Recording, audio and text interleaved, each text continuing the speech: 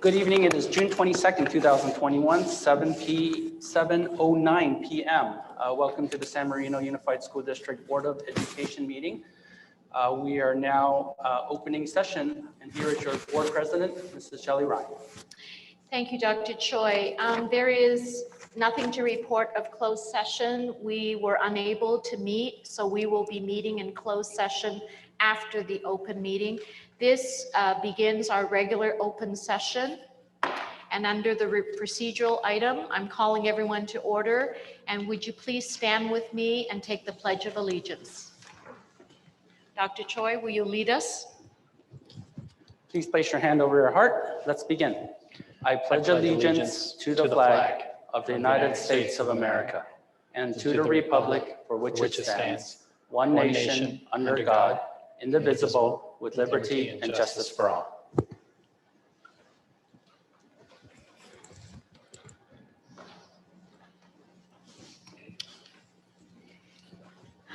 May I have an approval of the agenda? This is an action item. This is Jane. I move to approve the agenda. I second. Oh, sorry, right. Mr. Chang. Thank you, Mrs. Chang and Mrs. Jack. I'd like to take roll call for the approval of the agenda. Mr. Chang? Aye. Mr. Kalaki? I will abstain. Thank you. Mrs. Chang? Aye. Mrs. Jack? Aye. Mrs. Ryan? Aye. And so the motion to approve the agenda has passed. Next, the approval of the minutes. This is an action item. First of all, June 7th, Special Board of Education meeting minutes. May I have approval for the action item? I'd like to move approve. I second. Thank you, Mr. Chang and Mrs. Chang. I'd like to call a motion. I'd like to call Mr. Chang. Approval for approval. I'm taking roll call. Mr. Chang. Aye. Thank you. Mr. Kalaki. I will abstain. Thank you. Mrs. Chang. Aye. Mrs. Jack. I abstain. Mrs. Ryan. Aye. And so the motion passes. Approval of the minutes for June 8th, Board of Education meeting minutes. May I have a motion? Oh, by the way, there's a correction Okay. in page 211 information item A. San Marino School Foundation campaign record. So they said the foundation is a pledge additional 420. What's the correct number? The second row. Okay. So I submitted edits to Ms. Delatorre earlier, so I Okay. would move to approve with the edits as already submitted. Okay. Okay. Thank you. So Mrs. Chang, you're making the motion to Yes. approve the minutes as edited, amended? As amended. Okay, and so I need a second on that. Second. Thank you, Mrs. Chang and Mr. Chang. I'd like to do roll call. Mr. Chang, Aye. Mr. Kalaki, I will abstain. Mrs. Chang, Aye. Mrs. Jack, I abstain. Mrs. Ryan, aye, and the motion passes for the approval of minutes for June 8th with the amendments that were submitted by Mrs. Chang. On June 10th, Special Board of Education meeting minutes, approval of minutes. This is an action item. May I have a motion? I'd like to move approve. Actually, Mr. Chang, I additional edits as well, so I don't know how that works if you moved. Okay, So I would. you're going to amend- have to restate the motion. So I move to approve the minutes on June 10th with the edits that were sent to Ms. Delatorre. Second. Thank you, Mr. Chang. Thank you, Mrs. Chang. I would like to do roll call. Mr. Chang, Aye. Mr. Kalaki, I abstain. Mrs. Chang, Aye. Mrs. Jack, I abstain. Mrs. Ryan, aye, and the motion passes for approval of the minutes for June 7th, June 8th with the amended and the June 10th with the amendments that Mrs. Chang has submitted. This is the public comment section. This is a procedural item. The Board of Education has adopted Board Policy 9323B to ensure the public's right to be heard in any matters pertaining to the San Marino Unified School District. Persons who wish to provide public comment will have three options to submit public comments: submit through an online form, request to speak during the meeting via question and answer, and phone dial-in. Request to speak during the meeting in person via the public comment card. And you may submit through an online form. The public may submit public comments for the open or closed session on June 22nd from 11 a.m. through 3:30 p.m. The comments received during this time will not be read during the meeting, but will be provided to the Board of Education. At 3:30 p.m. today, Ms. Jennifer Delatorre did receive two comments, and they were forwarded to the board. Request to speak during the meeting via question and answer and phone dial-in. During public comment, the meeting will pause for 1 minute to take requests to speak. The raise your hand function is used to take requests during the public comment period. For online attendees, press the raise hand icon to add yourself to the queue. For phone attendees, dial *9. The speaking order will be determined based on the order of requests received. Individual speakers will be unmuted and called to speak. Requests to speak during the meeting in person via the public comment card. Please complete the public comment card and submit the completed card to the designated drop box with the assistant to the superintendent no later than when the agenda section item not on the agenda or on the consent or information action is called by the board president. There will be opportunities for public comment. They are offered prior to closed session at the start of the regular open session for items not on the agenda, prior to the consent, information, and action items for matters on the agenda. The Board of Education reserves the right to add a public comment period prior to any individual item on the agenda.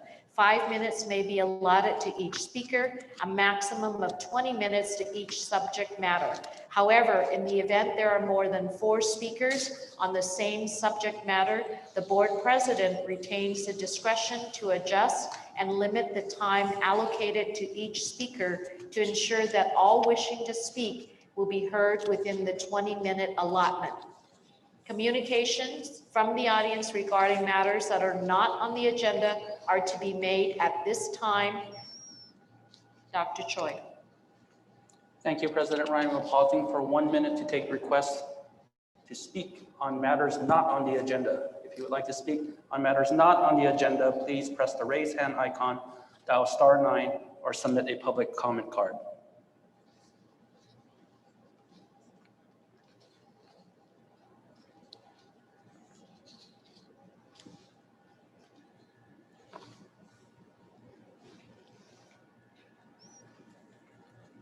We have 30 seconds remaining. If you would like to make a request to speak on matters not on the agenda, please press the raise hand icon, dial *9, or submit a public comment card.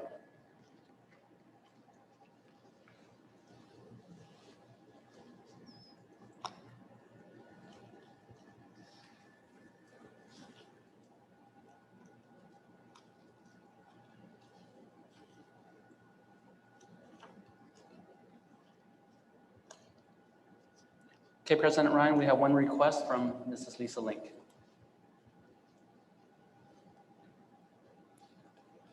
Thank you. Go ahead, Mrs. Lake. Lisa, your line is now open. Hi, I am calling in because it's my understanding that this is Dr. Wilson's last school board meeting, and I don't see anything on the agenda about that, so I'm assuming this is the time for me to speak. But I just wanted to take a moment as a former board member who worked with Dr. Wilson for 1.5 years. I just want to express my gratitude for all that he has done for this district in his 2 short years, and to express my well wishes on his next superintendency. When the board first hired Jeff, he and the community were well aware of certain challenges that were facing the district, the most significant one being a budget deficit. What we were not aware of was that an unprecedented pandemic would soon hit the world and severely impact our lives in so ways so many ways, including the delivery of public education. I know that there was so much more that Dr. Wilson and the district and the board would have liked to have addressed and implemented during the last year and 3 months, but the pandemic took over and demanded the unanticipated expenditure of time and resources elsewhere. But I think that Dr. Wilson and his team just did a great job with all of that. So I wanted to recognize that. He also took on lots of other challenges, those known, those predicted, and those unpredicted. To name just a few, during his short time here, Dr. Wilson, in partnership with Dr. Linda De La Torre, eliminated the budget deficit. And if Measure E passes next week, please vote yes. The district will be in a much better financial position than when Dr. Wilson arrived. He engaged with many different stakeholders through the creation of various task forces and advisory groups. He helped move the district forward with the use of new technologies in teaching and communication, incorporated dual enrollment, universal design for learning, multi-tier systems of support. There were lots of things that happened in these short 2 years. And he did all of this and more with a smile, with a positive, indefatigable approach and attitude. I think I've always said, as a leader, you want to leave an organization in a better place than you found it. And Jeff, you were able to accomplish that. Thank you very much. So I am sad that you're leaving this district for many reasons, but especially now that this new board has 5 members who fully support public education and this district. They're willing to put in the time and effort necessary to understand how the district works so they can be the best stewards possible. And they understand that their roles are not to micromanage and criticize the superintendent and school district, but to work collaboratively and constructively with the superintendent and district employees. It's too bad that you won't be able to work with this new board so that you all can reach your potential in providing an excellent education to the students you serve. At any rate, Jeff, I wish you the best. Thank you. Thank you, Mrs. Link. Much appreciated. Thank you, Mrs. Lane. Well stated. Any other comments from our board? Okay. So I'd like to add something, Dr. Wilson. I didn't get to complete the year with you, and I'm choking up for other reasons. Allergies. Yes. But I want to, on behalf of the board, to thank you for your leadership, for your dedication, and really for your vision for our school district. You are leaving us in a better place. I hope Measure E passes as well. You've built a fabulous team for us here, as well as at each of the school sites. And so I can't thank you enough, and I hope that you will stay in touch, and I look forward to seeing great things from you and hearing from you in your new district. So thank you. Thank you, Mrs. Ryan, so much. Thank you. Next, Dr. Choi, communication from the audience regarding matters that are on the consent agenda. They are to be made at this time. Thank you, President Ryan. We'll start the clock on the 1 minute. If you would like to make a request to speak on matters in the consent section, please press the raise hand icon, dial *9, or submit a public comment card.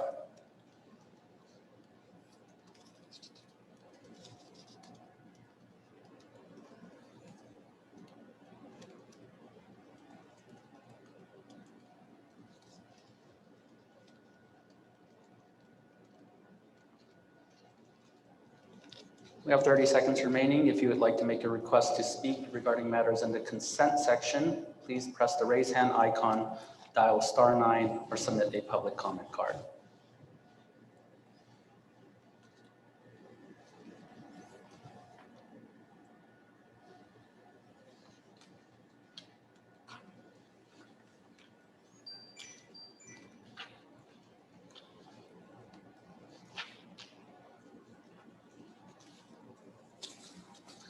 President Ryan, we have no requests.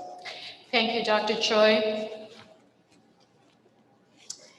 Next up, I would like motion for the consent section 8A to 8I.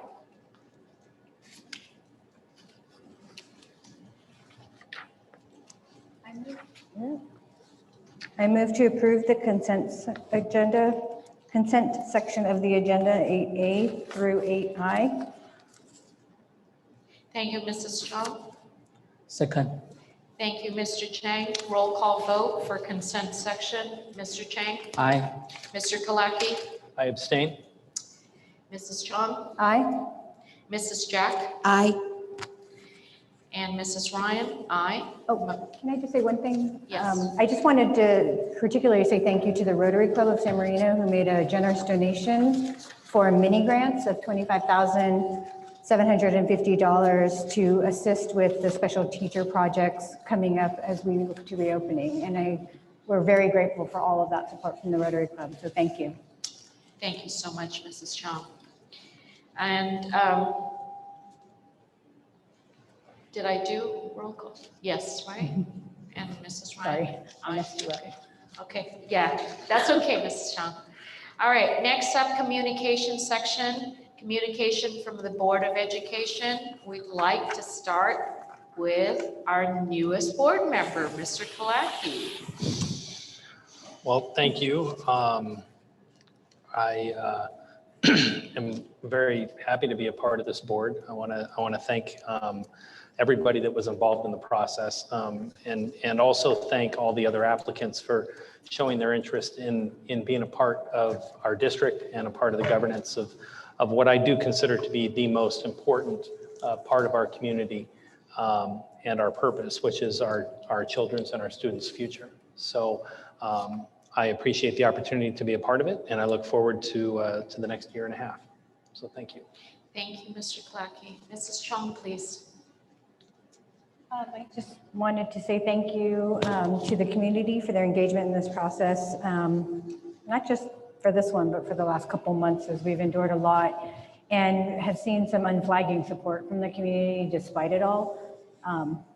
Your faith in the schools and the leadership is humbling for us, so thank you. And I do want to congratulate Mr. Kalaki.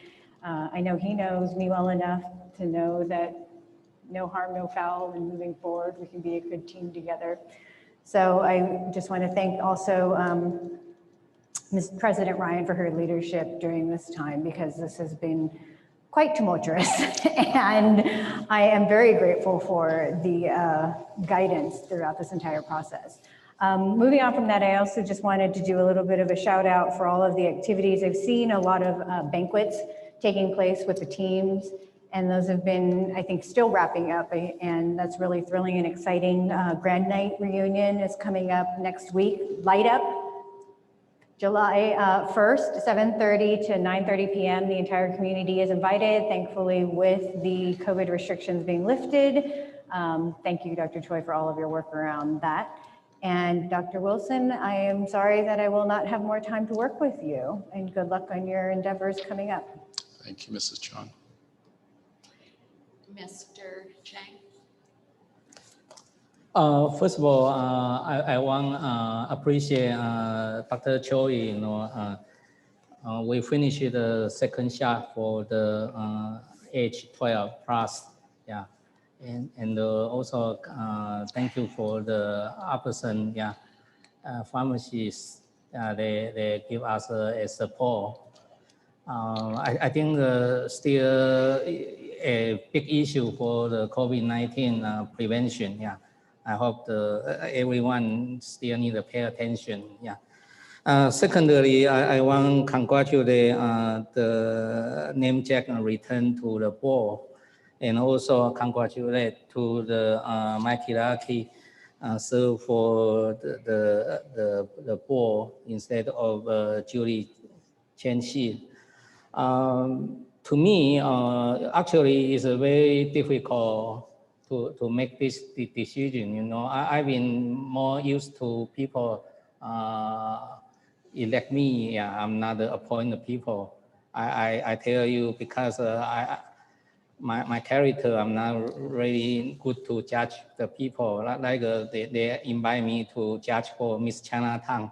I already rejected a couple of times because I don't think that's my position to do that. But for last 6 months, I suddenly I realized it's very important. We need to have a 5-4 member work as a team and continue to serve for our kids. Because I feel if we are not moving, we really own the kid and also student parent. Yeah. So I hope with this team, everyone give up whatever, really focus how we can improve for our school district. Yeah. And in the meantime, I want to also say thank you to Dr. Wilson. But I believe St. Gabriel Valley is very small. We will meet all the time, yeah, in the public occasion, yeah. So I wish you are successful, yeah.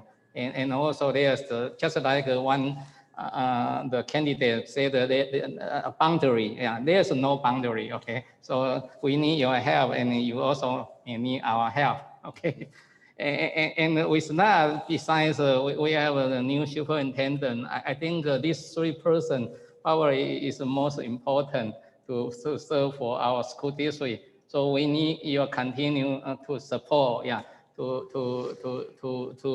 guide, give the guidance for our school side, yeah, the principal, yeah. So thank you. After I come back from the Hawaii, I recharge my energy. I'm ready to work with another four member. Yeah. Yeah. Thank you. Thank you, Mr. Chang. And Mrs. Jack, please. Thank you, President Ryan. Is this on? I'm sorry. Yes. Okay. Thank you, President Ryan. I never thought in a million years that I would be returning to the school board, but I guess it's like a James Bond movie, right? The title Never Say Never, right? So I guess it is Never Say Never for me. I am excited, I have to say, under the circumstances where there are 2 vacancies, right? So I thank this board for appointing me. I am excited to be working with you again, President Ryan, and with you, board member, Mr. Chang. I'm excited to be working with Ms. Chang, who I have not, but I have seen how well you have sat in your chair as a board member, so I'm excited. And then Mr. Kalaki, you are now, I thought I would be the most junior member, but I think you're going to be the most junior member. So there you go. But I'm excited to be working with you as well.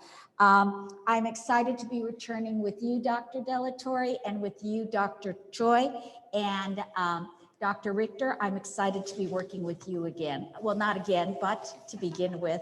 I've also heard some wonderful things about you, so I'm very excited about that. To Dr. Wilson, I am very, very sorry that we were not able to work in a board member superintendent process, but what you've done for the district, I think, is exemplary, outstanding, and hopefully you will be exactly the same way to the new district that you go, which is Claremont. So thank you, President Ryan, for giving me this opportunity. Thank you, Mrs. Jack. I want to just begin my communication section on just thanking the cabinet, Dr. Wilson, and the various sites with our teachers, our classified and certificated staff on all that they have done to kind of sustain the school district and to keep us moving forward. Through your leadership, through your commitment to our community, we are really in pretty solid grounds. Thank you to the members of my board, Mrs. Chang, Mr. Chang, for supporting me through these months. And now we have 2 additional members that are going to add to our team, and I am very excited to be working with the 2 of you, and I'm looking forward to your passion, but also your leadership and your helping us to build team and move our district forward. And so very excited. I do want to kind of put a plug in. Mr. Chang, you have been so instrumental in making sure that our vaccines are provided for our staff member and our students and our community. He has gone above and beyond what is required, instrumental in helping various communities now, not just San Marino, but in other communities to receive the vaccine. So thank you, Mr. Chang, for your work in the community. It's made the difference. It's made the difference. And also a plug for July 4th. We are back at Lacey Park. And so the celebration is on, and I'm looking forward to seeing the community come out. So thank you very much, everyone. Is that there's a parade or no? So we are five can sit together with a truck, right? No? Not sure about that. We'll check on that, right? Okay. So next with communication, do we have communication? Oh, communication from the superintendent. Thank you, Mrs. Ryan. Yes, I am still here for another 7 days. So you have to sit through this. Because Yeah. it said assistant superintendent, Oh. and so I thought. Well, you know what? She Okay. can speak too. But yeah, I have quite a bit to say, and I apologize in advance for the length of my report, but it is my last chance to speak to you as a board, to the community. So Mrs. Jack, welcome aboard. Mr. Kalaki, welcome aboard. I'm thrilled with the level of expertise and involvement that both of you have shown over the years here in this community. And in the end, it really is about the kids. And sometimes we forget that. And all those decisions that you make at the highest level have to be grounded in what's right for our students. So welcome aboard. Mrs. Chan, I too am very sad because I want to thank my presidents. And I don't mean to exclude anybody by that, but when you work with a president of the board, you have a very unique and special relationship. And so to have Mrs. Link as my first president, who is just so articulate and knows what's happening and was really able to guide me into my first superintendency. And that was just a really special relationship for me. And then to have Joseph as my second president, who just has a world of knowledge. And you know, what struck me was Joseph, I believe, knows every human in the LA basin. I would be with this man and he'd see somebody and he'd say, oh, there's so-and-so, and he'd introduce me, and everybody knows Joseph. And I think that's part of the magic of who Joseph Chang is. And really in helping with things like, you know, donations of PPE and of course the vaccinations, and just putting us in connection with people. So Joseph, you are a connector, and I appreciate what you taught me about that. And then Mrs. Ryan, the educator, the wise one, the one that I could go to on educational issues, and we had a symbiosis there because we understood EduSpeak and all those elements there. But also, I think Mrs. Jack, you noted it. Mrs. Ryan, you have been a leader during a very, very, very difficult time, side by side with me, and I appreciate the constant support and communication that we had this last year. And each of you are going to play key roles in this future here. So my congratulations are in, and now my last thoughts. As I address the board, my staff, and the community for the final time, there is much to be grateful for. When I arrived in San Marino on July 1st, 2019, the district was in a financial freefall with minimum 3% in reserves and a growing, and I mean daily growing, $3.0 million structural deficit. And I remember in a matter of a couple of weeks, as a result of an article that appeared, we got a whole slew of senior exemptions on Measure R, which cost us another $250,000, and our structural deficit grew literally by the week. Trust had been eroded, and the community was crying for, at the word I've heard most often since I've been here, transparency.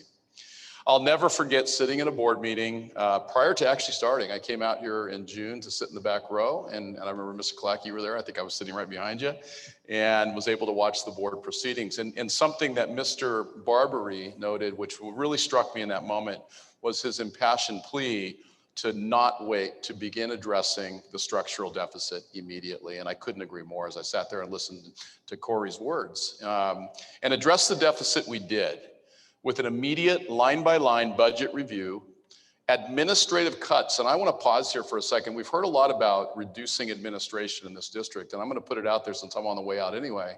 We are in the kind of districts that I compared us to statewide, we are the lowest administrative district I could find as a percentage of expense.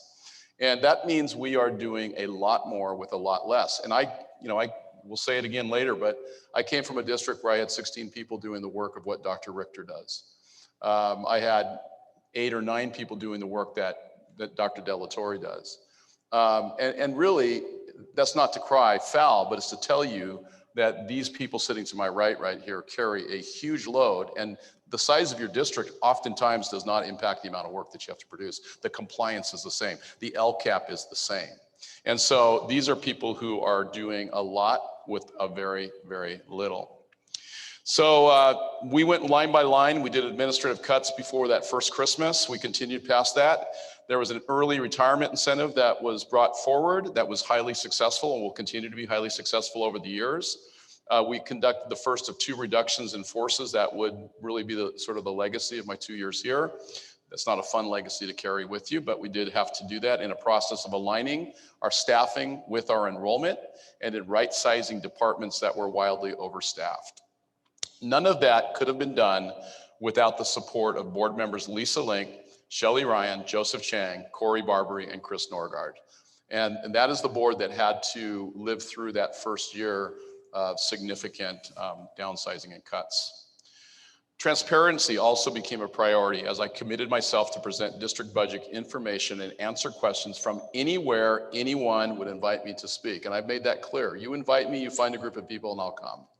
Unfortunately, I think we presented, between Linda and myself and Julie on occasion, I think we presented at least 50 presentations to the community during that first year on Budget 101 information and defining. And now you begin to hear, even in the candidates today, you begin to hear people are beginning to understand exactly what some of those big issues are. So we did a lot of that, but we were sideswiped by the pandemic like everything else and had to do that in a different way. Wholesale changes in leadership were made at the end of the 2019-20 school year, resulting in 3 new principals at our 4 sites. My advisors thought I was nuts for trying to do that in a singular year, and also in reductions at the site and district levels. But I think we would all agree that, and I'll say it later a little bit differently, but I think we made the right moves. We have the right people leading in the right departments and leading at the right sites.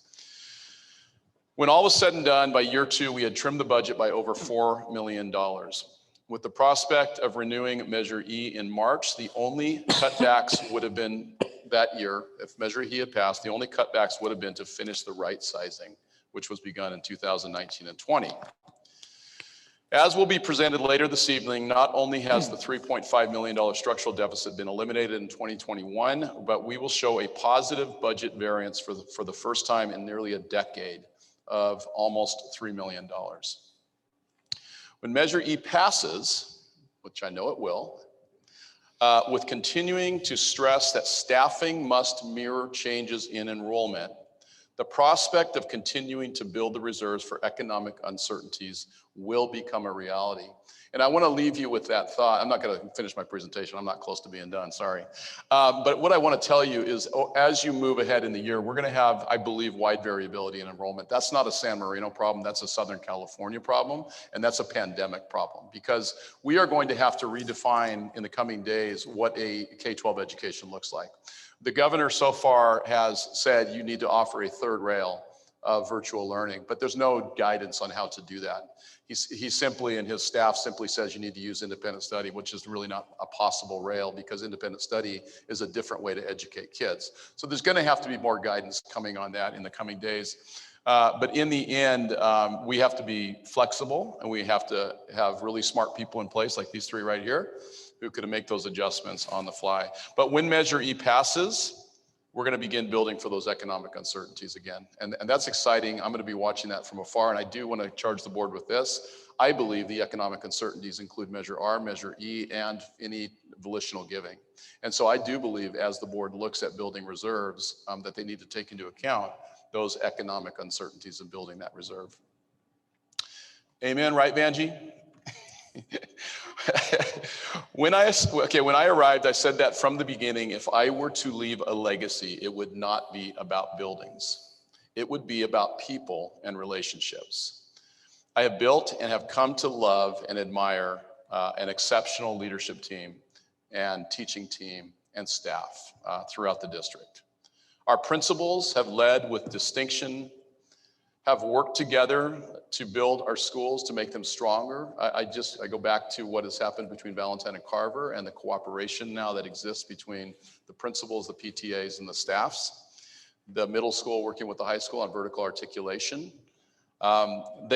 These principals have supported our students and families throughout the changes and throughout the pandemic. And we hear often about the social emotional issues and the mental health issues. And each of these individuals is working very hard to ensure that our students are safe and well.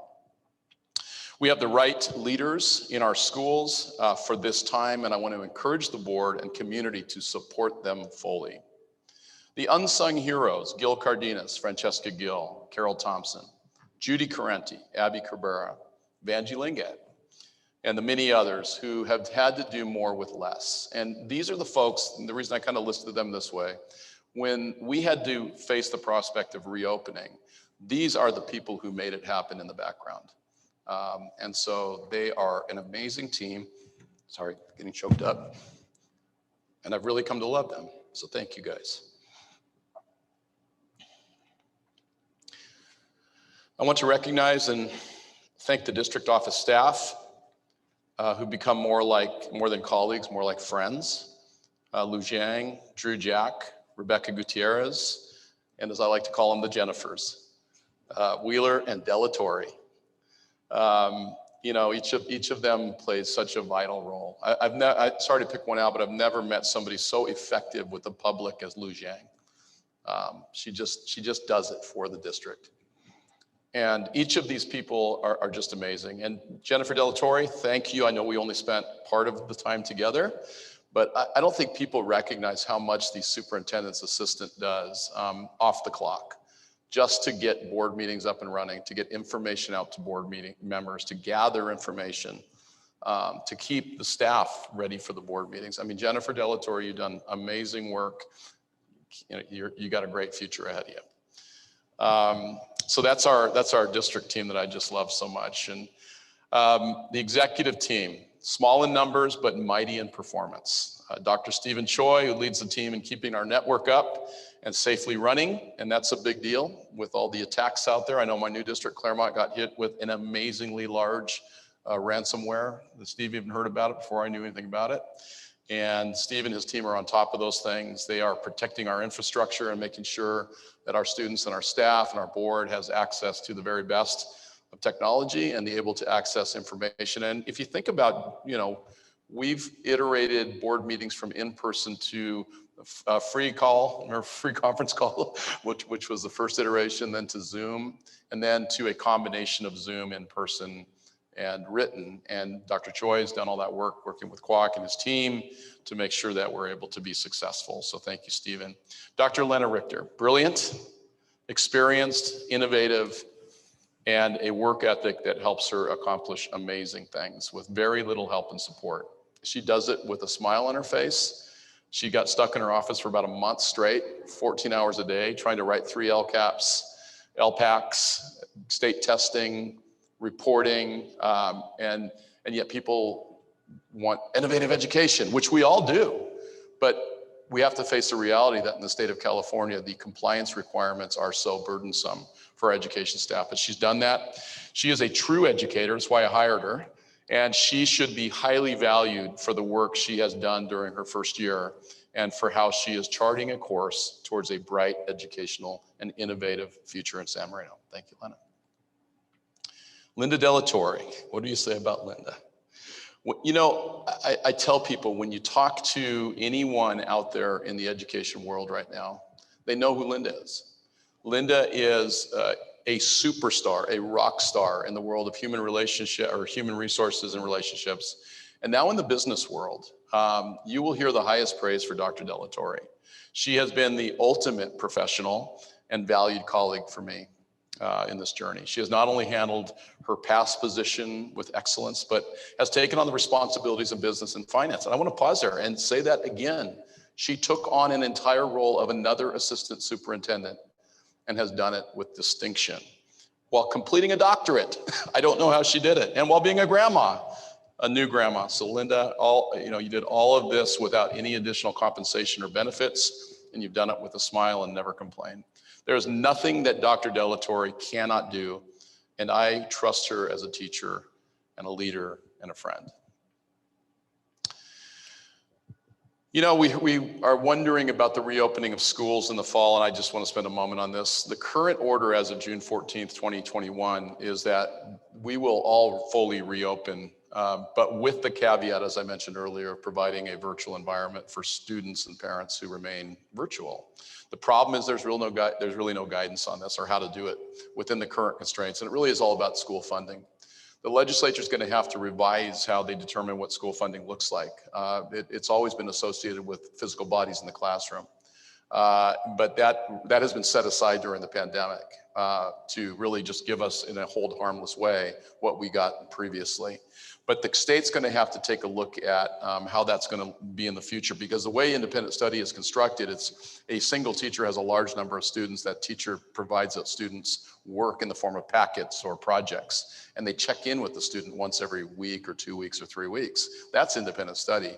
But what the governor's talking about is more like what we had in the springtime, where every student checks in every day with a teacher. Right now, those two things just don't work together. So there's going to have to be additional guidance, and I continue to check on a daily basis. This is the latest order, June 14th. But we are committed to reopening our schools. I want to say that loud and clear. We have a resolution in the agenda to fully reopen schools, and tonight's second reading of that resolution is meant to provide the community with our clear intentions of reopening in the truest sense of the word. The provisional appointments. I want to thank the board for appointing 2 highly qualified and committed provisional board members. I want to pause and say thank you for saving the district between $100,000 and $200,000. I spoke with Alex Oliveira today, the Los Angeles County Registrar, and while he does not have exact figures, he did give us some information that I did not hear about until today. One of which was that if somebody were to challenge these provisional appointments and move towards an election, it wouldn't be held till April of 2022. Okay, so I want to make sure everybody understands that. And what that means is we would be the only district or entity on a ballot, which would make it the most expensive kind of an election that you can run. But getting back to these provisional appointees, each of these has faithfully served our community in a number of ways through the foundation and PTAs and so many other things. Mrs. Jack, I too am shocked that you were willing to do this. I really am. I never thought I'd see the day, but I am very sad that you and I won't have quite a bit of time to work together. We found we have a lot of similar thinking, I think. But she has served on the board for many years and is universally respected in this community. And she stepped in to help ensure the passage of Measure E. And we really appreciate all you've done. Mr. Klacky, while quite a bit younger, has already served to support the kids of our district and has twice been runner-up for election, as I believe Mrs. Link noted. And he's faithfully served our foundation. And that's a big deal these last couple of years. Our great San Marino Schools Foundation has personally taken on the responsibility of saving teaching positions. And that really goes to the work of meeting our kids' needs. In the end, it wasn't really about teachers, it really was about kids. Thankfully, our teachers were brought back. And thank you for your service.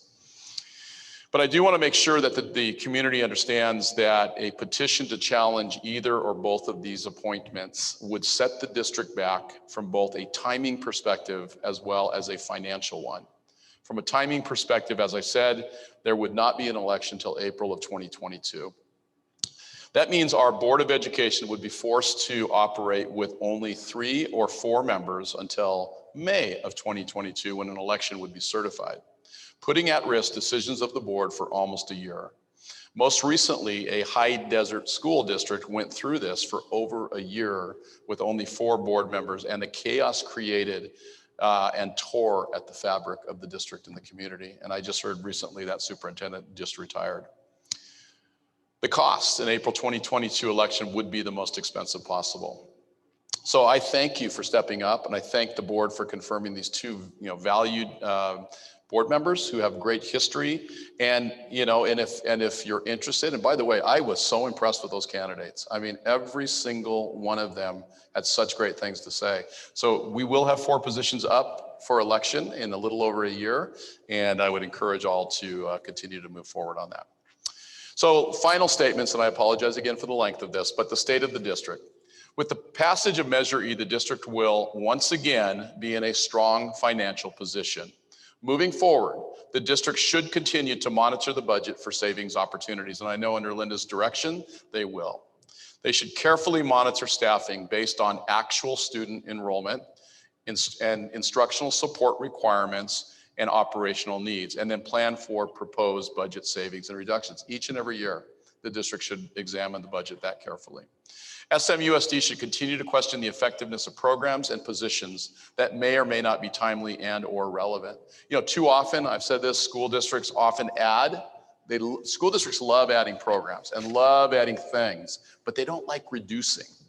And so really keep in mind as we add new things, new positions, that we consider what's no longer relevant and have the courage to reduce that. Recognize that a heavy reliance on local revenue sources will continue to be necessary to realize a balanced budget in the coming years. The community must stand behind this board moving forward.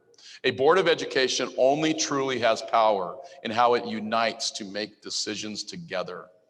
Board members may disagree as individuals and may respectfully voice those disagreements within the context of a discussion. But once those decisions are made, they must stand together, and the community should stand with them. As I leave, I'm calling on the community to stand with this board and reject the negativity of these past several years. Reject those whose only contributions are in the form of complaints, legal maneuverings, and records requests. Just don't give them audience. When you have issues that need to be discussed, just make an appointment with someone who can help you and provide you that information. I guarantee you this leadership team I've put together is always willing to sit down with anyone and speak with them. Come make an appointment, sit down, let them know what's happening, give them information. There are wonderful, amazing people in this community. I constantly had to remind myself and others. It's time for their voices to be the guiding lights for our students. I would be remiss if I did not thank our PTAs. Catherine Oliveros continues to lead the most helpful, selfless, and supportive group of people that I've had the privilege of working with. They don't do it for anything but to help kids, and that is the purest thing we can do in education.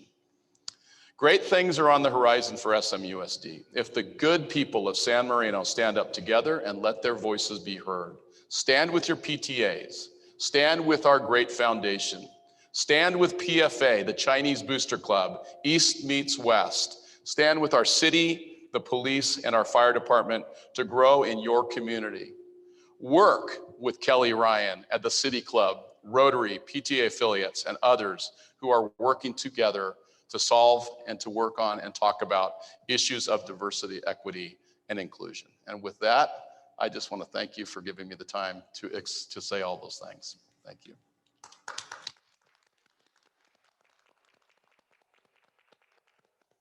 Incredible, Dr. Wilson, just incredible.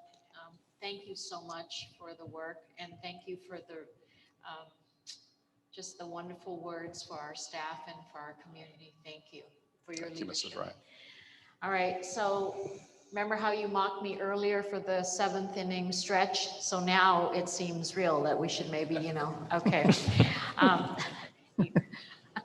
All right.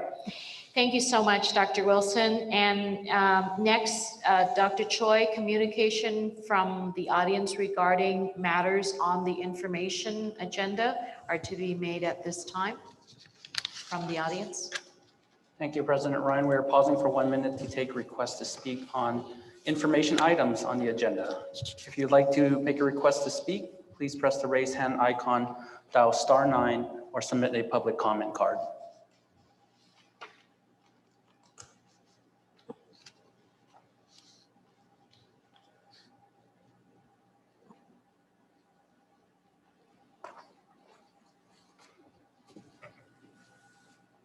There are 30 seconds remaining. If you'd like to make a request to speak, please press the raise hand icon, dial *9, or submit a public comment card.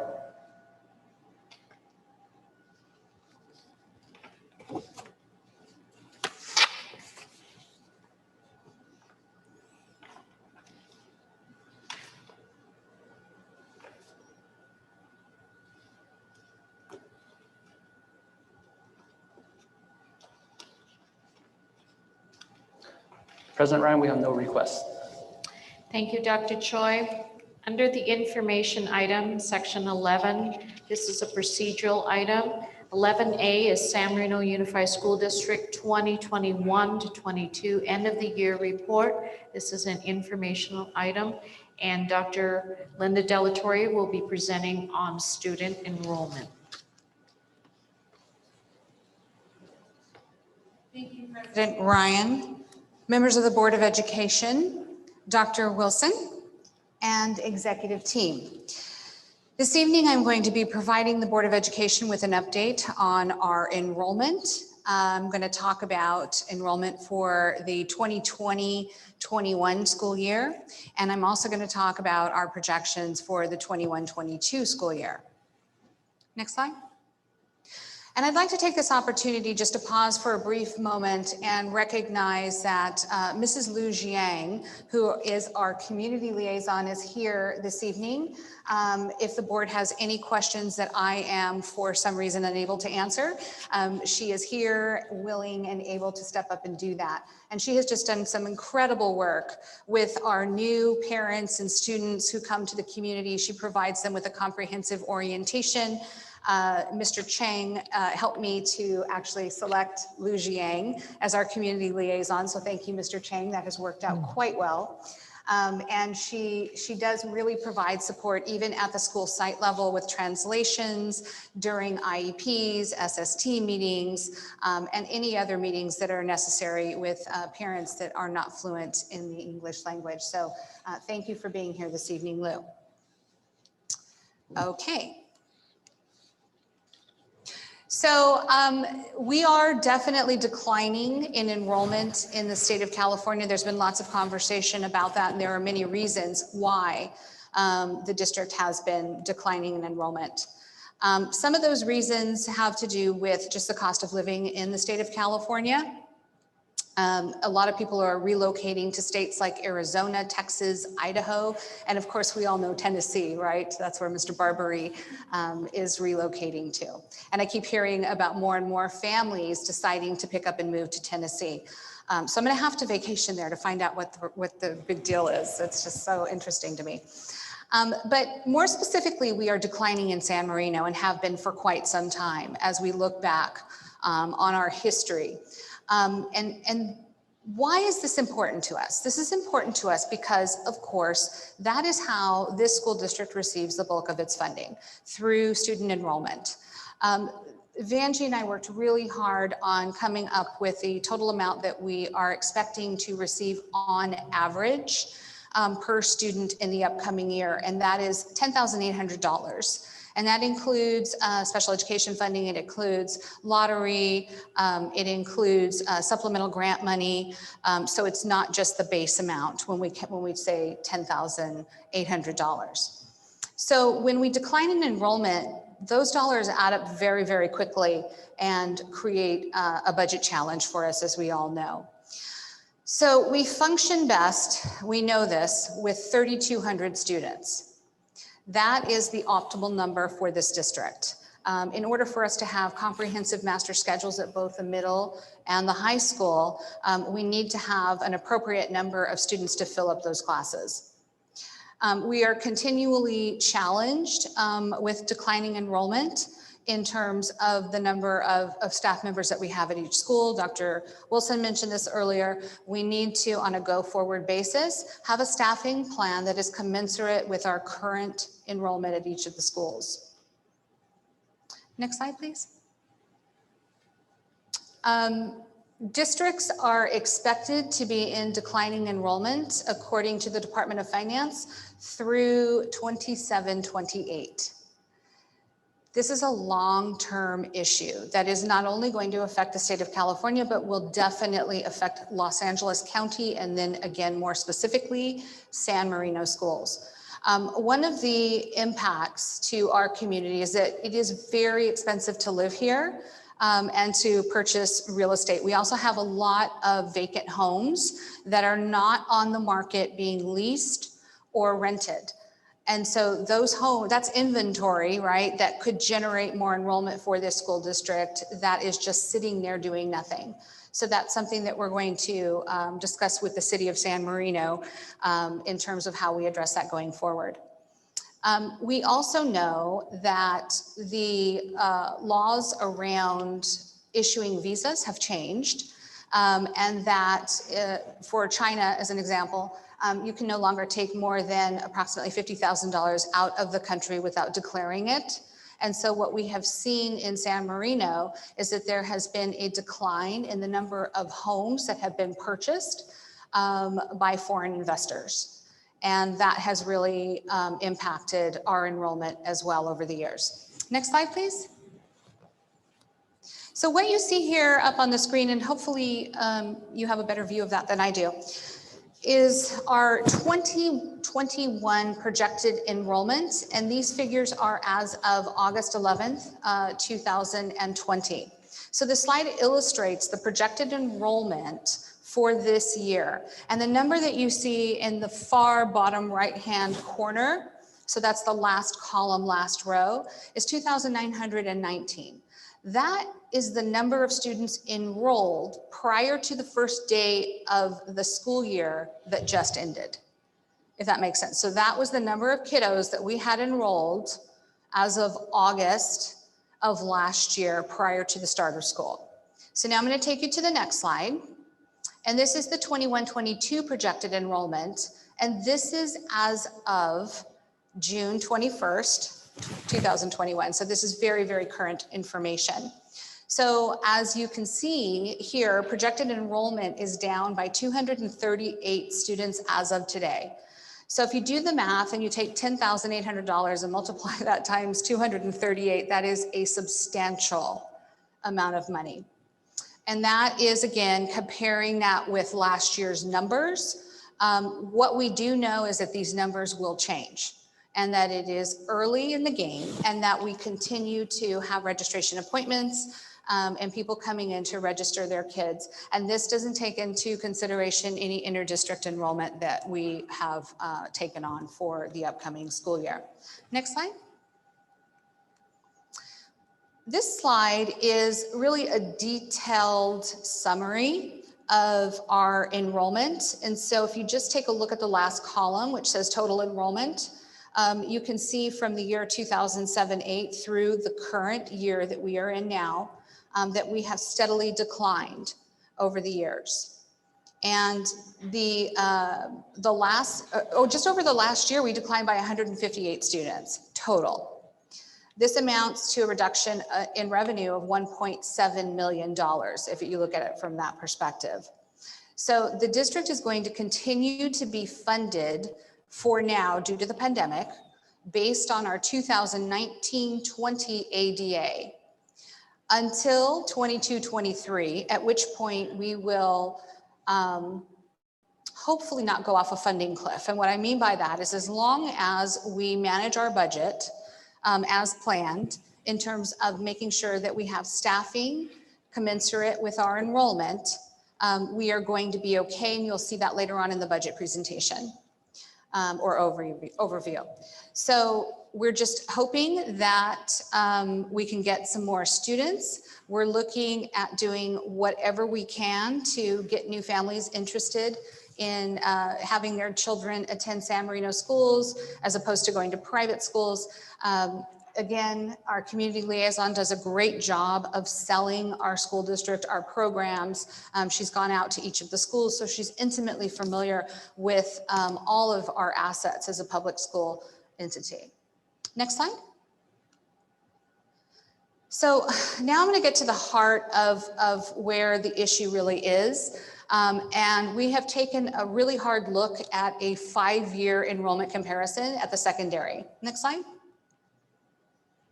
So you can see here up on the screen, we're looking at 6th, 7th, and 8th grade for Huntington Middle School specifically, from the 2016-17 school year through the current school year. And we started out with 777 students in 16-17, and now we have 644. Next slide. And this is just a graphic representation of the declining enrollment at Huntington Middle School. And it's not dramatic year to year, but it is a steady decline. So there's 133 fewer students from 16-17 through the current period. Okay, next slide, please. So now we're going to take a look at San Marino High School, and this data is from 2016-17 to the current period of time. And you can see it's a similar pattern from 16-17, where we had 1,110 students.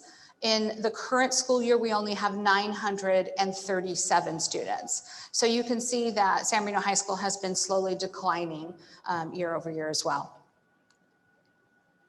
Okay, next slide. And again, you see a graphic representation of the declining enrollment. And there are 173 fewer students from 16-17 through the current period over the last 5 years. Next slide. So Dr. Delatorre, I'm sorry Yes. to interrupt. No problem. Could you go back to the previous slide? Can you talk a little bit about how that's affected our programming at the high school? Because as we look at losing the ADA, the attendance and the number of students, we're looking at how positions are funded. And so how does that translate into the loss of programs? Help us to understand that. Well, so far, we've been very fortunate in that it hasn't been dramatic as it could be, due to the ability of bringing in inter-district enrollment. We have now the legacy permits, where grandparents living in the community can have their grandchildren attend our schools under certain conditions. We have the parent employment related transfer, and the law states that if you work in the city of San Marino, you have the right to have your children attend school in the city in which you work, as long as you're working there for more than 10 hours per week. And so do we receive funding for that when we're providing education for the city staff, as well as parent transfers, inter-district, legacy? Like, how do we get the funding for those students? We're funded based on our average daily attendance, and so we do get funding for those students. Yes, so that is funding we would not ordinarily receive if we didn't have those kids enrolled here. And that has really helped us stave off the dramatic drop in district enrollment. I will say though, in terms of programs, that was your original question. As an example, I mean, for many years, we've had a full-time band teacher, and that program, we've seen the numbers steadily declining. And so this year, it's looking like we're gonna have 3 sections of band. And that's a big change for us. We also are sharing a choir teacher between the middle and high school, simply because there aren't enough students to justify a full-time choir teacher at each of the schools. So we're starting to see this consolidation of programs between the middle and high school. And that could get even worse over time, depending on the numbers. And so we really do need to be cognizant of that and manage and monitor that very closely. Oh, Yes. Thank you. I had a question. So Sure. as we see programs in decline because of lack of student interest, are we seeing any other programs that might have more student interest growth over the last few years, or is it that held steady? No, I think it's simply because we have fewer students. Another example is our dance program. We used to have a full-time dance person. There was a section of art, I believe, but there were 4 periods of dance. And now, we are seeing that position go down to, it's between 2 sections or 3 sections now. So visual and performing arts has definitely been affected and impacted. The number of electives that you offer also has an impact. It waters down the numbers. So we're seeing, fewer sections of English needed in certain areas. We're talking with our principals on a regular basis about the course requests, and we're always watching that to see where we can right size, or if we have teachers who can and are credentialed to teach other subjects.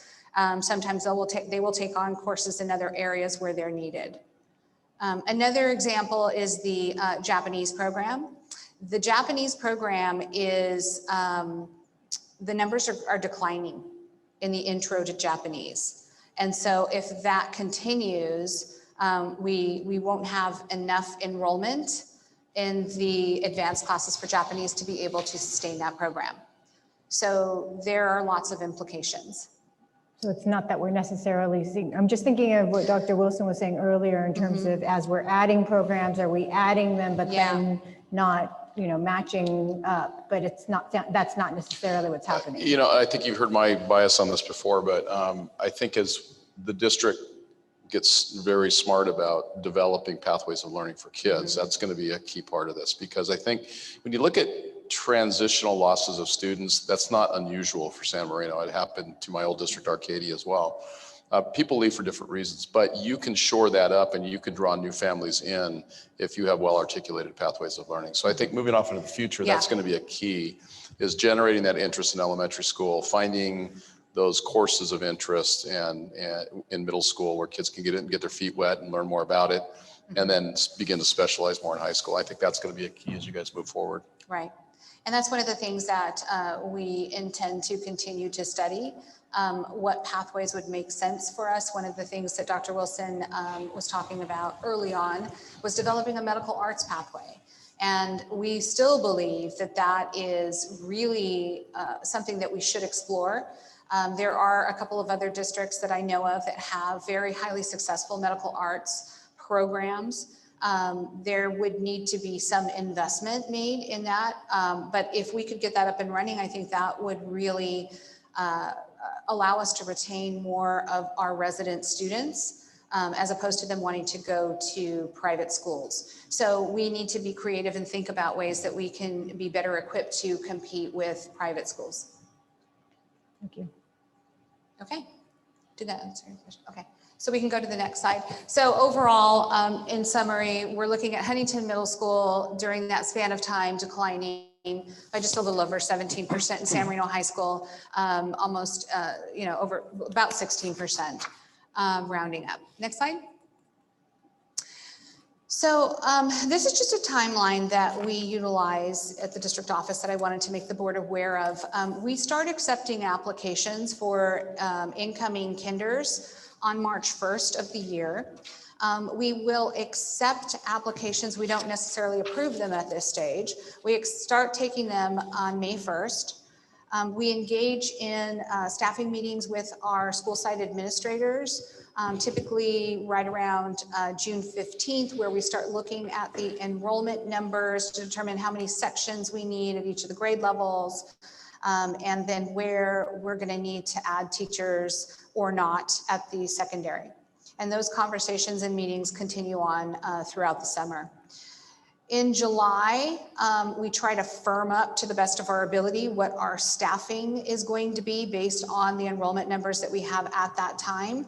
And that's when we kind of start to look at the inter-district applications and decide whether or not there are spaces available in each of the grade levels. And we always leave spaces for resident students who may move in throughout the year. So we're not filling those classes to the brim with inter-districts at all. And then, of course, the first day of school this year is August 11th. Next slide. This slide, I had Lou Jiang put this together. It is very comprehensive, but it just summarizes the makeup and the what makes up our inter-district population. So the first column is the actual school year. The second column is the type of inter-district, so SMUSD related. And then we have the third column over City of San Marino, fourth column over business owners, fifth column over other employment related. So if you work at Starbucks or San Marino Toy and Book, you would be other employment related.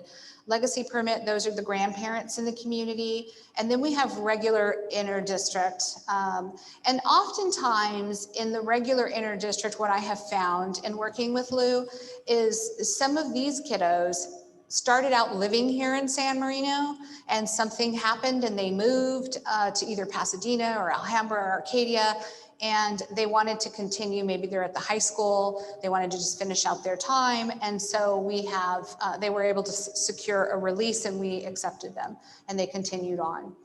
And then we have in the next column over the total interdistrict students and the percentage, and then the total enrollment. And the far right-hand column shows you what the percentage of interdistricts are district-wide. And you can see, looking, 2014-15 through the current period, that number has steadily increased as our enrollment has decreased. So I just wanted to point that out. Next slide, please. So what are our next steps? We're going to really focus on marketing and promoting our legacy permits. We're hoping that will also help us engage our senior population so that they're not so apt to file for an exemption. Maybe they'll feel more connected to the school district and want to pay those parcel taxes, and that will really help us with the budget. And then we're going to challenge more releases. We're not just going to blindly sign off on releases to go to other school districts. There really needs to be a compelling reason for us to do that. And that's what we're seeing other districts do around us. They're not just releasing kids to come over to San Marino. They're really digging in their heels. Lou and I know, because we've been to the county and we've had to deal with challenges to kids that we want to get released and bring back over here. And then we're going to continue to meet regularly with our administrators and really try to tighten up our staffing as compared to enrollment. We want to market our transitional kinder program, and we know that the governor is going to be setting aside monies to invest in preschool and transitional kindergarten. So we're very eager to see, what that could mean to San Marino. And then we're going to continue to evaluate exit survey data, and Dr. Richter will be, maintaining that information for the Board of Education, so we know why families are leaving and where they're going, and we'll try to have conversations with them about staying in San Marino and why we believe that's their best option. Any questions? Yeah, I have a question. Sure. As you know, the Sacramento state of California, they push about affordable unit. So I think the city of San Marino start to figure out what's going on. Mm-hmm. So I think in the meantime, I would like to recommend we also need to review our board policy. If the day come in and what will impact or how we were able to adopt those kids during live in the affordable unit, or even right now, I think the city of San Marino, they already opened the permit for the ADU. Mm. So mean they may have a chance to increase the kid.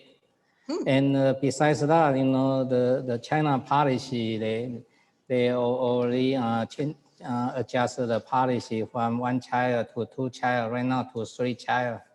Mm-hmm. Within 5 years, there were no limit. Yeah. Oh, wow. Yeah. Yeah. Okay. So that may not be the final, but I think this will be the factor, Mm-hmm. in the next 5 years, whether they can increase or will decrease, our enrollment. Yeah. Well, that will be interesting, and we will continue to watch that. Yeah. So thank you for sharing that. And besides that, today I'm very surprised. I pick up my home mail, and then the Garvey School District, they already penetrate to our community. So they have a mass mailing. They're now enrolling for the infant, toddler, and the preschool school readiness service. Yeah, and so, Dr. Richter was just sharing that. That's something that we have been talking So about. I will make a copy for you. Thank you, thank you. This from the Garvey School District. Yeah. I tomorrow I will ask the Garvey School District School Board what they are doing. Yeah, so there you go. We're competing for every student, apparently. All right, that's it. Thank you. Thank you. So in the next section, we have college admissions report and LCFF local indicators update. Dr. Elena Richter. Thank you, President Ryan. Need to be able to hear. Thank you, President Ryan, members of the board, Superintendent Dr. Wilson, and executive team tonight. It's my pleasure to bring to you a brief overview of the college admissions of our graduating class of 2021. We are extremely proud of each and every one of our graduates this year. Students of the class of 2021 have worked really hard throughout these past 13 years of their educational career, particularly this last year and a half, to really and truly prepare themselves for their next chapter in their lives. San Marino Unified School District, our teachers, our staff, and our parents and our entire community have been committed to our students' success and have wholly supported their educational journey. Before I begin with the presentation and the overview, I just wanted to share a brief caveat on the data that we'll be presenting in this PowerPoint. The data that's included in this PowerPoint is based on student self-reporting on the Naviance program. So the data that we're sharing is only data that we have been able to retrieve from the Naviance report program. And the Naviance reporting program really is a comprehensive K through 12 college and career readiness web-based program that helps students navigate application process, interests in college and career as they move towards their senior year in high school. So therefore, a lot of the data that you're going to see, actually most of the data that you're going to see in this report is reflective of the data that students have entered. So some students may not have completed entering the data. Some students may have not entered the data to this date. So again, I want to provide that caveat for you. But with that said, the data is largely representative of our class of 2021. Next slide, please. So the slide that we have here provides an overview of a few statistics of our 264 students in our class of 2021. Based on this year's application submission data from Naviance, students submitted an average of 11 college applications each, demonstrating a slight increase from last year's 10-year average. So each student submitted approximately 1.5, to be technical, more applications this year than they did over the last 10-year average. So despite a little over a year of distance learning, our students still continue to focus on academic achievement as demonstrated by their overall GPA of 3.6 and a 13.59 SAT average score, which is 23 points higher than last year's average. So we're very proud of that. We see that in the metrics highlighted on this slide, our students are continuing to outperform or sustain levels of growth comparable to their 10-year average of previous graduating classes. However, we also do recognize that there are opportunities for growth and improvement. And as a district, we will continue to focus on preparing our students academically, as well as guiding and supporting them in the college application and selection process. Next slide, please. On this slide, we see that 256 of our students out of the class of 264, that's 97% of our students, submitted nearly 3,000 applications to a little over 200 schools. This year, we also see an increase in the number of overall acceptances from the class of 2020 to 2021. The class of 2020 indicated 587 acceptances, and the class of 2021 indicates 683 acceptances. Based on these acceptances, the total number of student applications and the number of acceptances, SMUSD showed an overall acceptance rate of 23%. Now, it's important to keep in mind that the number of applications submitted by any one student ranged anywhere between 1 and 31 applications. Yes, and that's impressive. So again, I want to just mention that not all the data has been entered, but based on the data, we really see that we have over almost 3,000 applications submitted by our graduating class this year. Out of the 202 schools which the students applied, 64 schools demonstrated 100% acceptance rate. That means that all SMUSD students who applied to those schools, those 202 schools, those 64 schools were accepted. and that's impressive as well. Next slide, please. So this slide highlights applications and acceptances for a few schools: UC schools, CSU schools, private and Ivy League schools.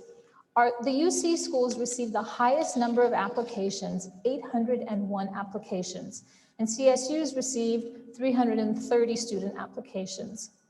Although they may not have selected to attend these schools specifically, it is impressive to see that of the 256 students who submitted applications, 245 out of the 256, that's almost 96%, received an acceptance to UC, CSU, Caltech, Stanford, or MIT. Additionally, we see that application submissions as well as acceptance and attendance rates were higher, if not the same, when compared to last year. And this is all given a year and a half of mitigating the challenges of distance learning and the COVID pandemic. Next slide, please. Lastly, this slide provides an overview of the 97 colleges and universities that our class of 2021 plan to attend in the fall. And as you can see, many of the universities here are quite impressive, and we have quite a few that all of our students are attending, 64 of them. Next slide, please. Perfect, thank you. And that concludes this brief overview of our college admissions presentation. Excuse me. I have a comment. Dr. Ritter, since you are new here, so I want to share this with you. Actually, today, you know, the couple of the parents, they text to me, they are not satisfied about this performance. Yeah, and I want to share with you, for the last 30 years, I think there's a group, high academic performance family, what they are looking for only for the Ivy League college. So this year, I think is the first time the zero acceptance. So to them, I think is the big hit. So I can realize this also a little bit effect to they probably move the kid to the private school. Yeah. So I want to tell the fact. Yeah. I know for this statistic report, I think they have an improvement, but this the mentality, you know, I think especially the family I deal with, they are in this group. Yeah. So I've been, you know, every year, you know, I've been pressure from because some is the second generation, they are looking for their third generation, whether they can go to the East Coast or Ivy League. Yeah, that continue is a pressure to the San Marino High School. Yeah, this is the fact. I think everyone need to understand. Yeah, yeah. Right, and thank you for sharing that. Yeah. When comparing it to last year's data, we also had the same similar number of application acceptances to the Ivy League schools as well. So that is something that is on the high school administration team's radar, and how we can best support our students. Number one, to pursue their interests in career and college, you know, through the Naviance program and through counseling services at the high school level. And really see where the students are selecting to go to universities. Many of them may have gotten in to, let's say, UC schools, but for some either personal reason or other reason, they've selected not to attend that university. Well, I always try to educate them. I said, actually, the parent needs to understand, you know, we are the public school, so we are not private school. I think that we are great because we accept any student from the first grade and until to the 12, and each one is amazing, you know, because each one they have their own goal. But unfortunately, this community they still have a big group. Yeah, they are not looking for the statistic immediately. I think this report is just see the IBD, how many, yeah. I said, hey, we have the MIT and the Stanford. But I don't know, they just don't look these two, and then they say you still don't have the IBD. And that's understandable. So I want to share with you when you deal with more the family, yeah, they probably will ask this question. Yeah. Okay, well, thank you for sharing that with me.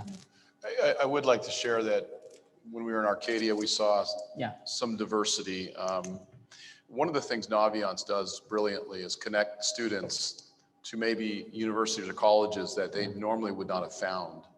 And so what we began to discover in Arcadia was a broadening of the choices where students' interest, passion, skills, intellect was a different match than what tradition might have shown. And so that overemphasis on a select group of colleges based simply on reputation began to diminish as well. But I think the key is, and what you guys need to move towards with counseling is really making sure our counselors have the professional development, especially with the new team of counselors at the high school, to really connect them in a way with the universities and really helping our students find that right place for them.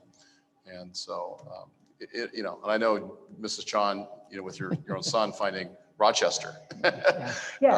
So it's just it's a little bit of a different world than it used to be, and the scorecard looks a little different than it used to. I'm not the one, poor IBD, because I know how to help my kid to get to the graduate school, but just there's a group, the parent they just believe the IBD. I wanted to speak a little bit to this as well.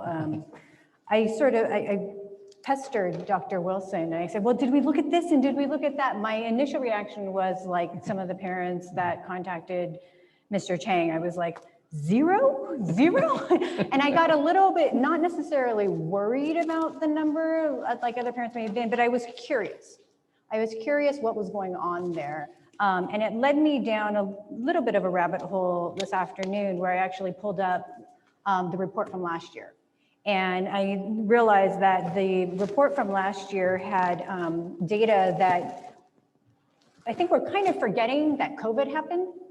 And so when the students were accepted last year, so I looked at a comparison of last year and there were 130 applications, so similar number with 8 acceptances and 6% acceptance rate.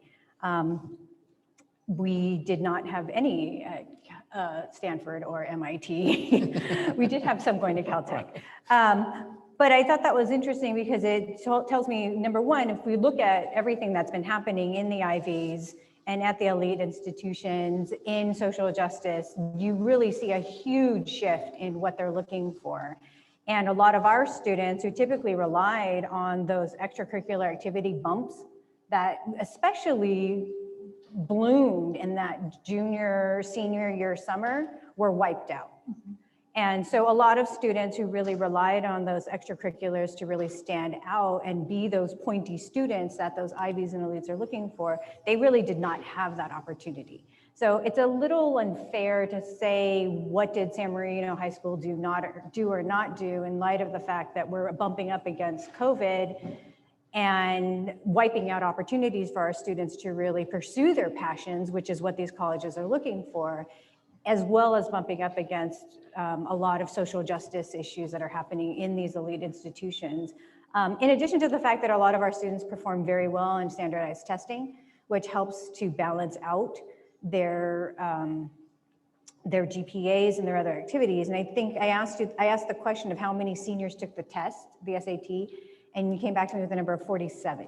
That's not a lot of students. And the truth be told, when these institutions say test optional for our students, it's not an option. It's a very unfortunate double standard that exists that puts a tremendous amount of pressure. In fact, I know so many parents who traveled out of state during the pandemic, putting their families at risk because they felt like they really could not be test optional truly.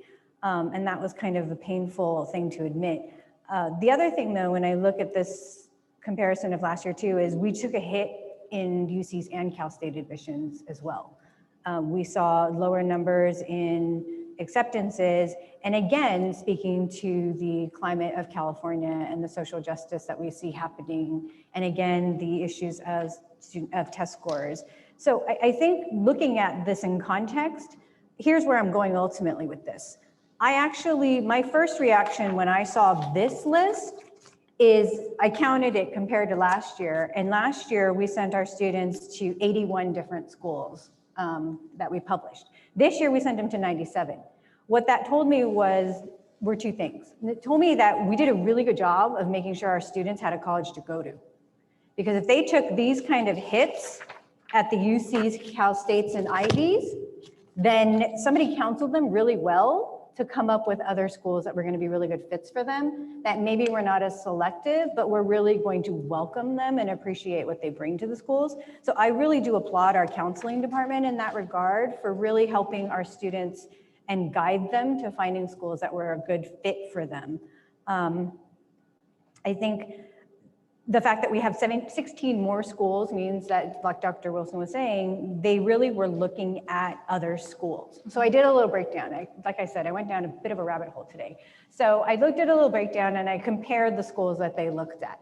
And a quick and dirty comparison from, quick Google search at the top of my head is I saw international, when I looked at our comparison of our school profile, we had last year, none of our students, I think one student actually ended up at an international university, but we had 5 this year. And that spoke to the fact that they were finding different places that were really going to be interesting where they could pursue their passions. What I also found was about 10 students going specifically to art schools, art and design schools.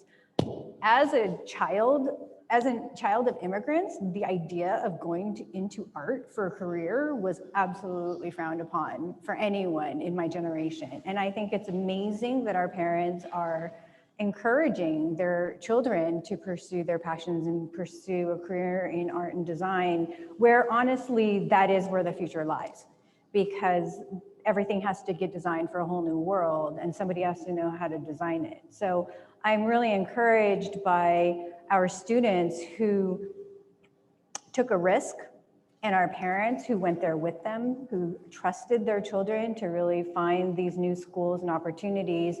And I noticed a lot of these schools were in the South too, which truth be told, were open during COVID. My son had the pleasure of going to a school in upstate New York all year, while 60% of his classmates couldn't do anything but online, including my son for most of the year. So I think when these students were looking at where to apply to, and we didn't know what COVID was going to look like, I think that considering what was open probably was a little bit of a factor, as well as when they chose, because we still didn't know what the fall was going to look like as well. So all that to say, I understand where Mr. Chang and where he's coming from. I would love to see how we can help those students who are really high achieving and will be successful in elite universities, how we can help them achieve that goal. But I also don't want to overlook the beauty of this really diverse list and the students who are really courageous and the parents who are really supportive in helping them pursue it. Because as we talk about as we talk about supporting our students, we really have to talk about what that means in a real way. And it's not just telling them to apply to Ivies and the UCs, but really telling them to find a place that's the right fit. I couldn't help but go to La Cañada, and they had a little map of where their students were going, and it was very similar to ours, in fact. They have about maybe 4 Ivies on there, but no Stanford and no MIT. And hailing from Stanford myself, I would say it is superior, but subject to debate. But what was interesting about La Cañada is they themselves even are saying fit over fame. That was their hashtag line under their list. And I think that's a really great example and a really great message for us to continue to encourage our students. If the fit for an elite institution is right, then we support them to do it. And if the fit is somewhere else, then we support them to do that as well. Yeah, there is a trend, some students, they give up the UC and then they choose the USC, this year. Several, they just they got a UC Berkeley, but they would rather stay in. Yeah, I actually looked at the comparison, like a really simple comparison of the percentage of students on our profile this year, which would have been my son's class. And it was interesting because there's 21% chose UC schools versus out-of-state privates was 23%. So people are choosing to go out of state. They're not necessarily choosing BUC. So it's interesting. I think there's just different trends now that we're seeing. And just to piggyback off what you said, I read an article this past week about Ivy League schools, and they have seen a record low of the incoming class for the class of 2025 with applications into the 8 Ivy League schools, specifically Harvard and Princeton.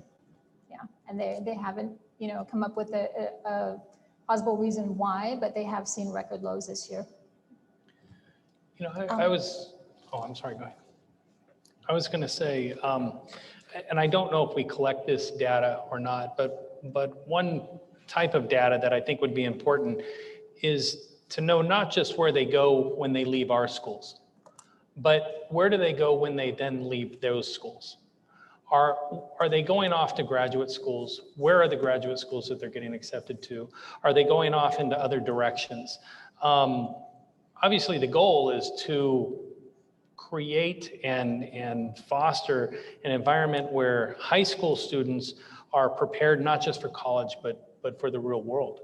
So yes, we're doing a certain performance when we're getting them into the colleges. But once they get into that college, are they then prepared? Do they have the proper building blocks and foundational building blocks to get them into graduate school, law school, medical school, whatever type of next step? And that may be something, I don't know how much of a undertaking of data collection it is for that, if we have the ability to do that. But I think it would be very helpful because it shows more of a long-term. Right. And every year we could look back and say, oh, okay, well, what did the class of 2017, what are they doing right now? Yeah, and I'm not sure, but that is something we can explore and see if that data is readily available. Dr. Richter, and I think, Mr. Chang, I totally understand, right, our community, right, and wanting to go to Ivy League schools, but I also agree with Mrs. Chang, right, it should be fit over fame, which I think, Naviance really helps. But so I, interview for Brown, and I have to tell you, in reality, it's going to get tougher and tougher for our students, right, in terms of the makeup that we have, in terms of other issues, right? Our students don't necessarily fit the profile of what an Ivy League school wants now, right? Going forward. So I think it's going to be harder and harder. And that's exacerbated by the fact that we talk about testing being optional, but the admissions offices are now saying, I don't care whether it's optional, right? You can send me the test scores, but if you don't fit the profile, right, it's, may help you 1%, but not enough. Right. So I think this difficulty in terms of getting into, what we perceive to be, right, an elite school, an Ivy League school is going to get harder and harder for our students. So the reason why I bring that up is I think from a counseling standpoint, right, I think that's something that needs to be talked to, not only the students, but the parents, right, to just show them perhaps what the profile of the incoming class is. And then also, though, to help them realize that, testing in and of itself may not be the avenue to get into an Ivy League school, right? It's going to be something else. It might be our medical pathway, right? It might be something different, but it's got to be something different. I think sometimes our students feel like if it's a cookie cutter, if I do everything under the sun, I'm going to get into an elite school, but that's not really the way they're doing it anymore, right? So I just want to make sure that, and I'm sure they are well aware, better than I am, right, about the counseling aspect of it. And one other thing I want to say, right, for example, with Brown, right, during the COVID year, they said no interviewing, right? What they did instead is they asked the applicants to send in videos. So, that's part of the trend that's going, right? And so I think that's something that, the counselors might, be aware of, and to help our students, make that. So all I'm saying is I think there's got to be different avenues for us to try and get them into these, so, quote unquote, elite institutions, that's all. But thank you very much for the report. Absolutely.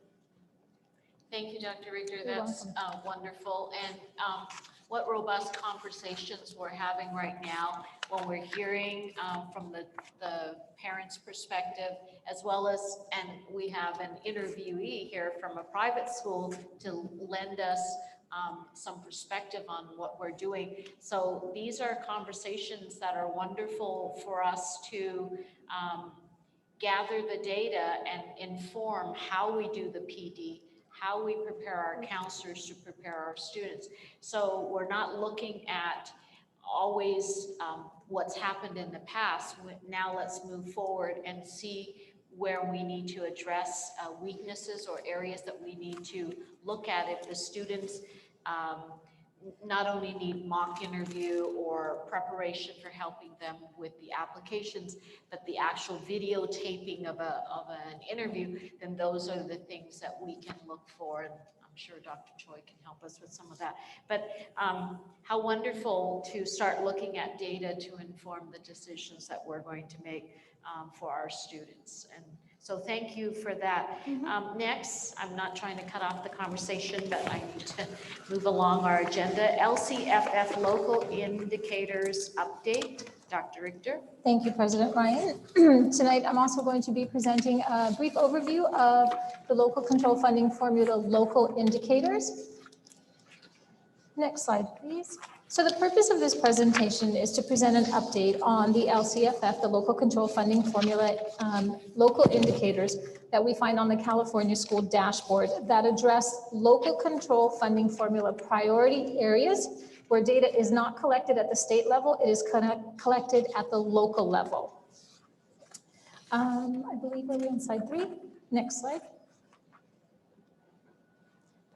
So the State Board of Education approves standards for the local indicators to support districts in measuring and reporting their progress within these appropriate priority areas. For the local indicators, districts determine whether they have met the standard for each local indicator which addresses the LCFF priority area. Again, for where data is not collected at the state level, it's collected at the local level.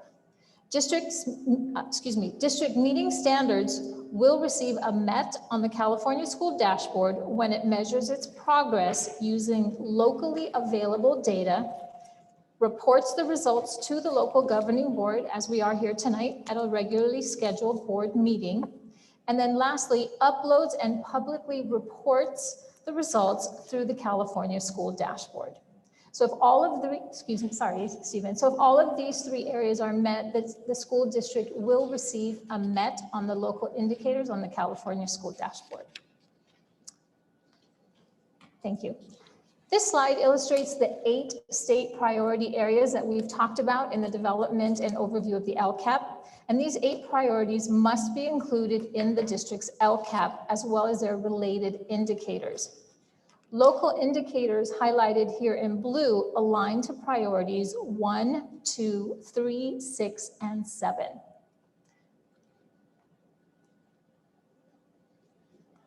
Next slide, please.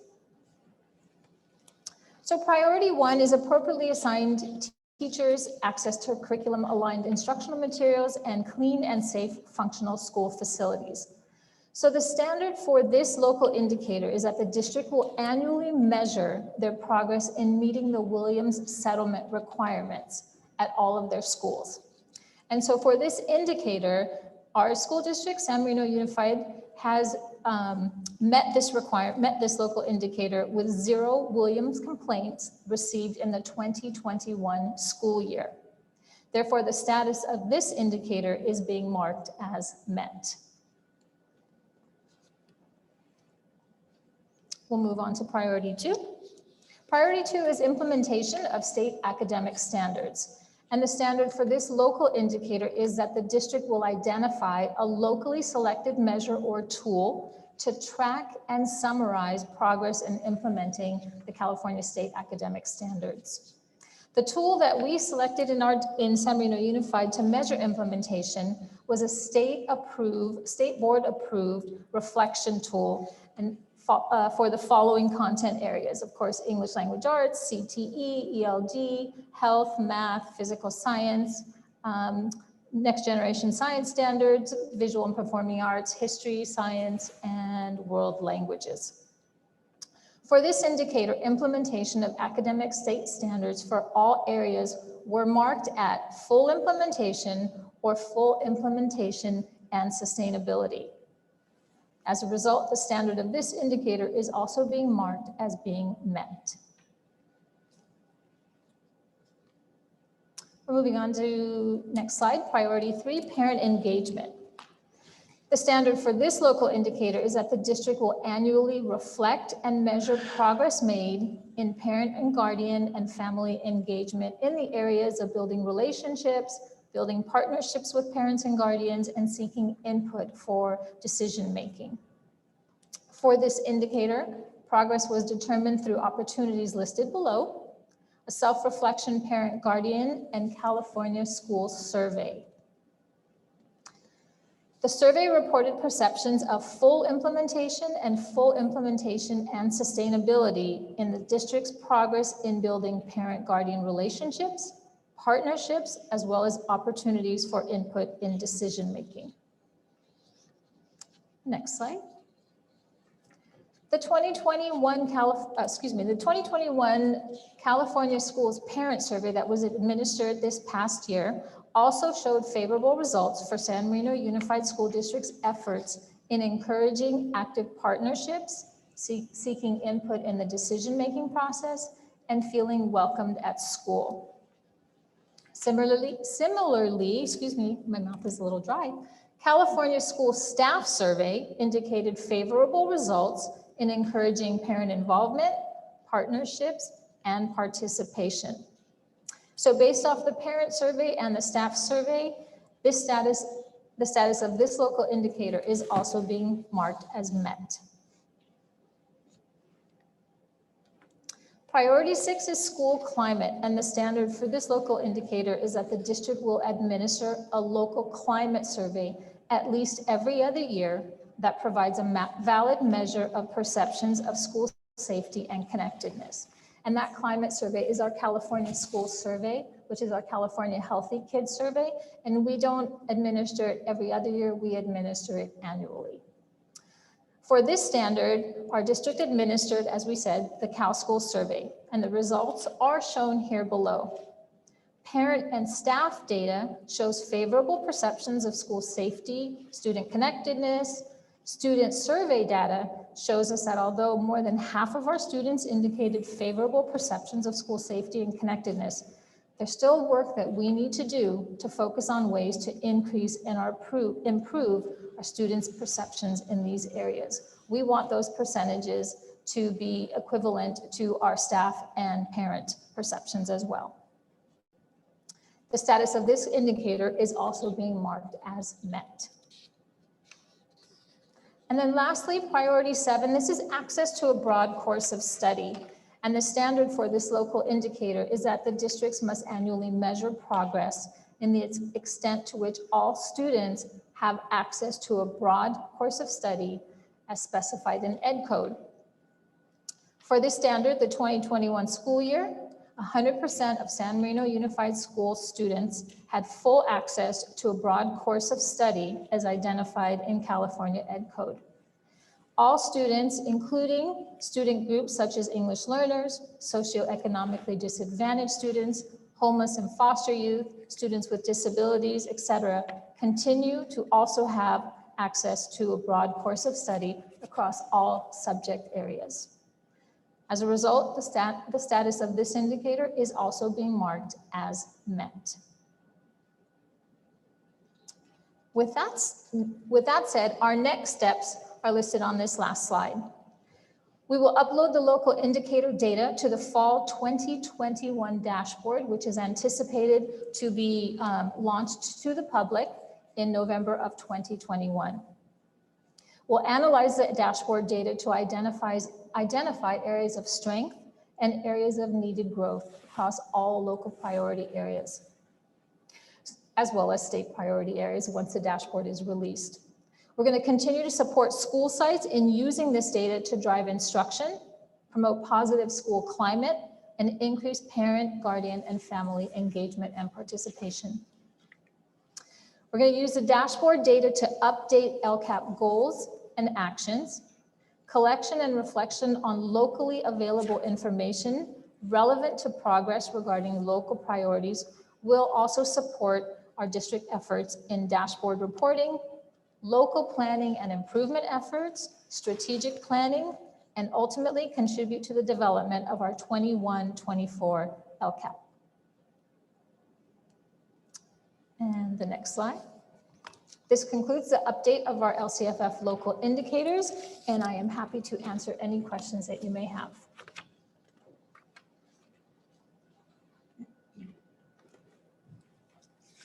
And you did receive the narrative in the board in the WIBM as well as the board packet of the local indicator narratives that will be uploaded into the California School Dashboard in August for the November launch.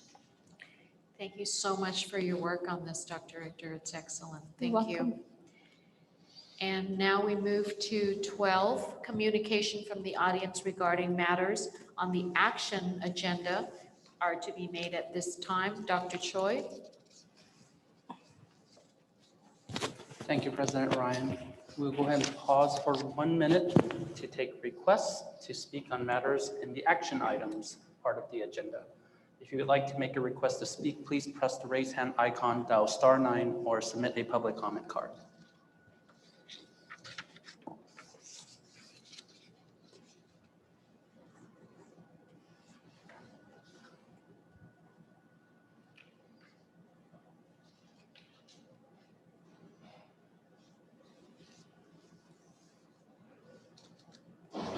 We have 30 seconds remaining. If you would like to make a request to speak regarding action items on the agenda, please press the raise hand icon, dial *9, or submit a public comment card.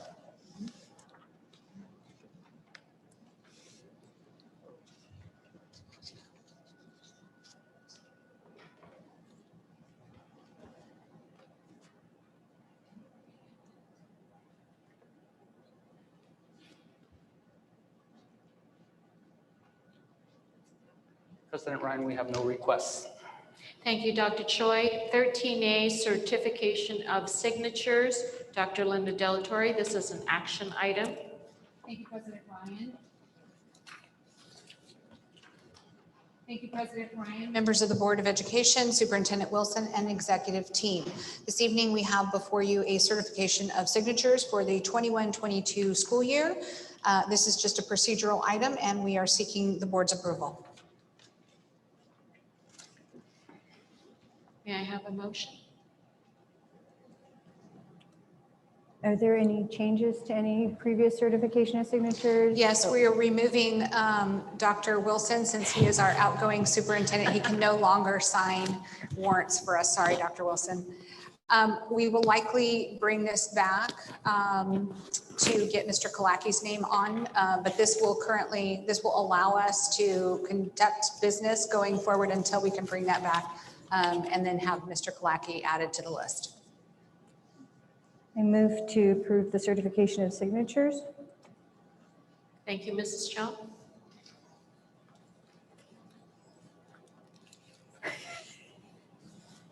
Second. Thank you, Mr. Chang. Roll call. Mr. Chang. Aye. Mr. Kalaki. I'll abstain. Mrs. Chang. Aye. Mrs. Jack. Aye. And Mrs. Ryan. Aye. Motion passes. 13B, approval of resolution number 21 to fully reopen schools in the fall of 2021. This is a second reading. This is an action item. It's recommended that the Board of Education approve resolution number 21 to fully reopen schools for the fall of 2021. Dr. Linda Delatorre. Thank you, President Ryan, members of the Board of Education, Superintendent Wilson, and executive team. I have before you this evening the resolution number 21 to fully reopen schools in the fall of 2021. This was read verbatim during our last meeting in open session. So it is now currently recommended that the Board of Education approve the resolution number 21. Thank you, and it's on the screen if anyone has not read it in its entirety. May I have this motion, please, for 13B? I move to approve on the 13B, approve of resolution number 21 to fully reopen school for 2021.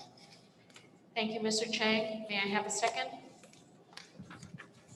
Second? Thank you, Mrs. Chang, and let's call roll call. Mr. Chang? Aye. Mr. Kalaki?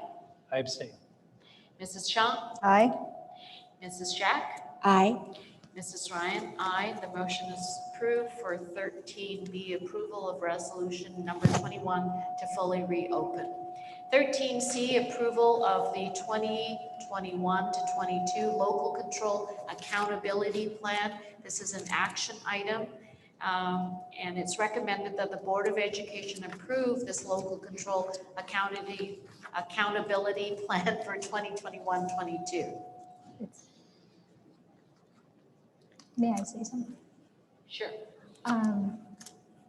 First of all, thank you, President Ryan, members of the board, Superintendent Dr. Wilson, executive team. So pursuant to California Education Code 52062, the district's proposed 21-22 LCAP was presented to the board during a public hearing at the June 8th Board of Education meeting. Also pursuant to Ed Code, we are bringing back the LCAP to the board with a recommendation that the board take action to approve or adopt the 21-22 LCAP as proposed. Thank you. So nicely stated. All right. May I have that motion, please? I move to approve this excellently prepared LCAP. Thank you, Mrs. Chang. May I have a second? Second. Thank you, Mr. Chang. Roll call, Mr. Chang. Aye. Mr. Kalaki. I abstain. Mrs. Chang. Aye. Mrs. Jack. Aye. Mrs. Ryan. Aye. The motion is approved for the local control accountability plan. Approval of the 2021-22 SMUSD budget. This is 13D. Dr. Delinda Delatorre, this is an action item, board members. I'm reminding you, it's recommended that the Board of Education approve the 21-22 budget. Thank you, President Ryan, members of the Board of Education, Superintendent Wilson, and executive team. On June 8th, 2021, staff presented the 2021-22 proposed budget report, and we put together a narrative which is included in your packet. We're very pleased to report to the Board of Education that we have a very healthy carryover going into the 21-22 fiscal year. In addition, in terms of the multi-year projections, we do have a positive balance projected for 21-22, 22-23, which is excellent news. And so we are very, very grateful to Dr. Wilson for his leadership and his support in helping us to get our budget back on track. Now, I will say that this budget does assume that Measure E revenue is received. So I give you that caveat, and we did clear that with the County Office of Education, who recommended that we do include the revenue that we typically receive from Measure E. This budget is built on the May revision. And so we are likely to be coming back to you if there are any legislative changes to the budget in August with a 45-day revision, or you will, or you won't hear from us if nothing changes between now and then, but I assume it will. So we are very happy with the condition of the budget, very happy with the outgoing or the out years. And thank you very much, Director Vanjie Lingot, for your hard work and support. She spent many, many hours crunching numbers in her office, and so we're very grateful to her for her work. With that, may I have a motion, please? I have a question. Sure. You look at the page 3, use of facility fee.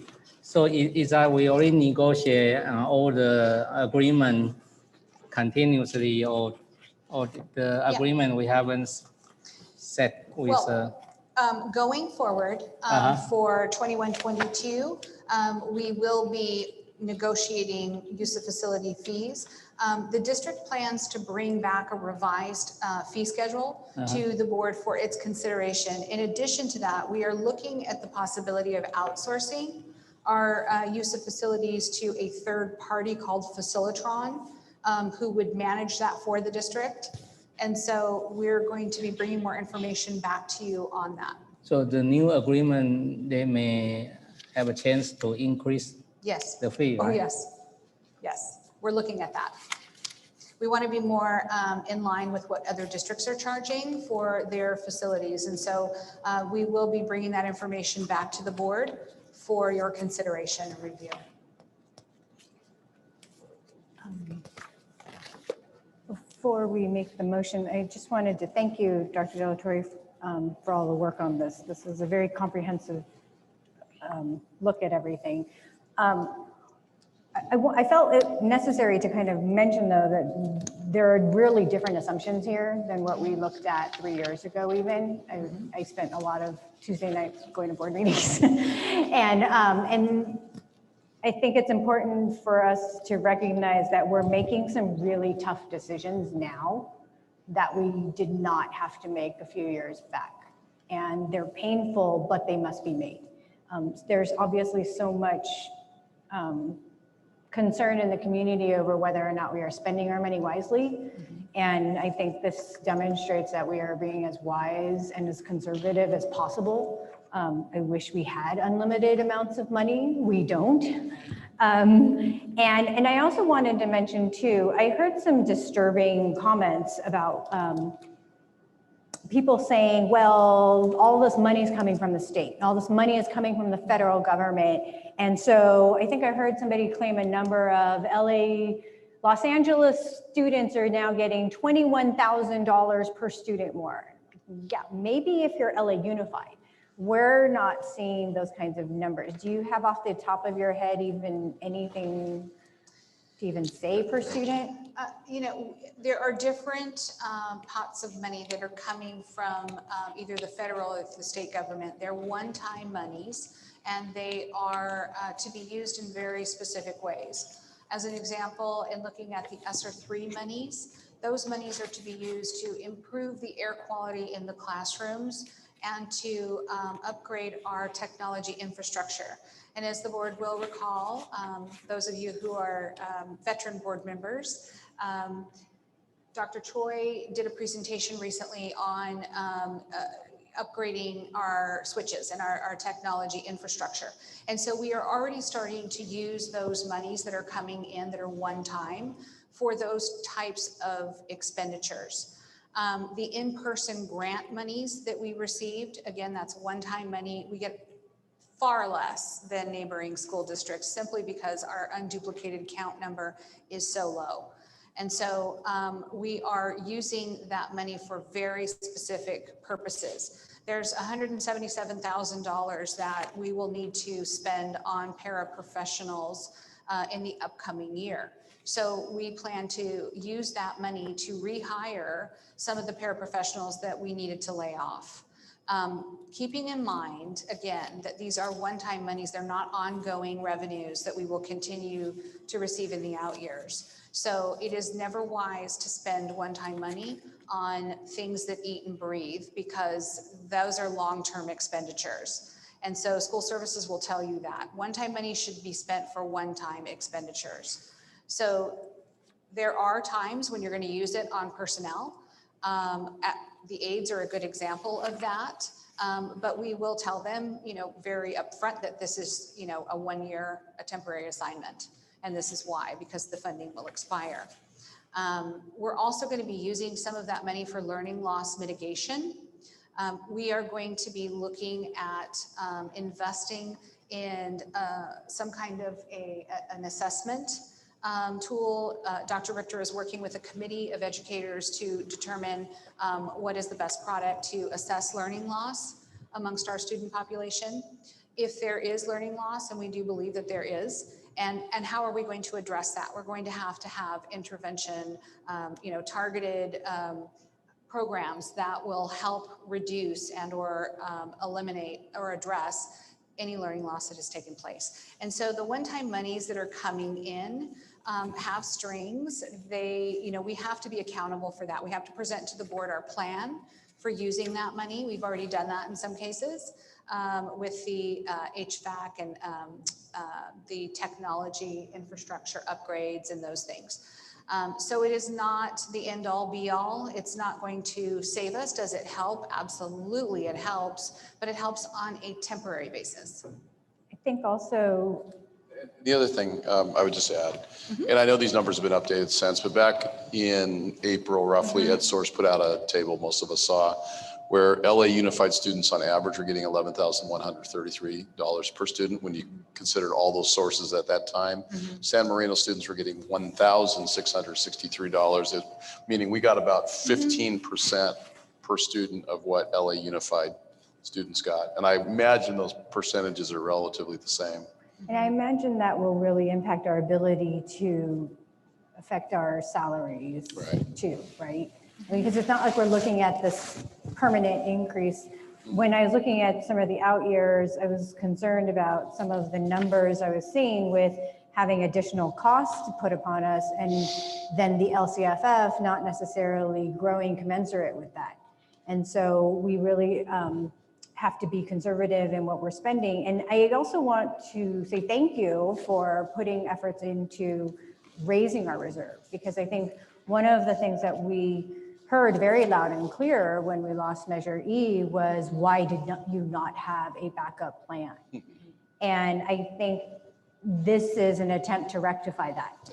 And it's going to mean that maybe people will say, well, you have money. We don't really have money. We're still looking to cut costs. I know speaking with other organizations about ways we can share resources, and all of that is on the table as well.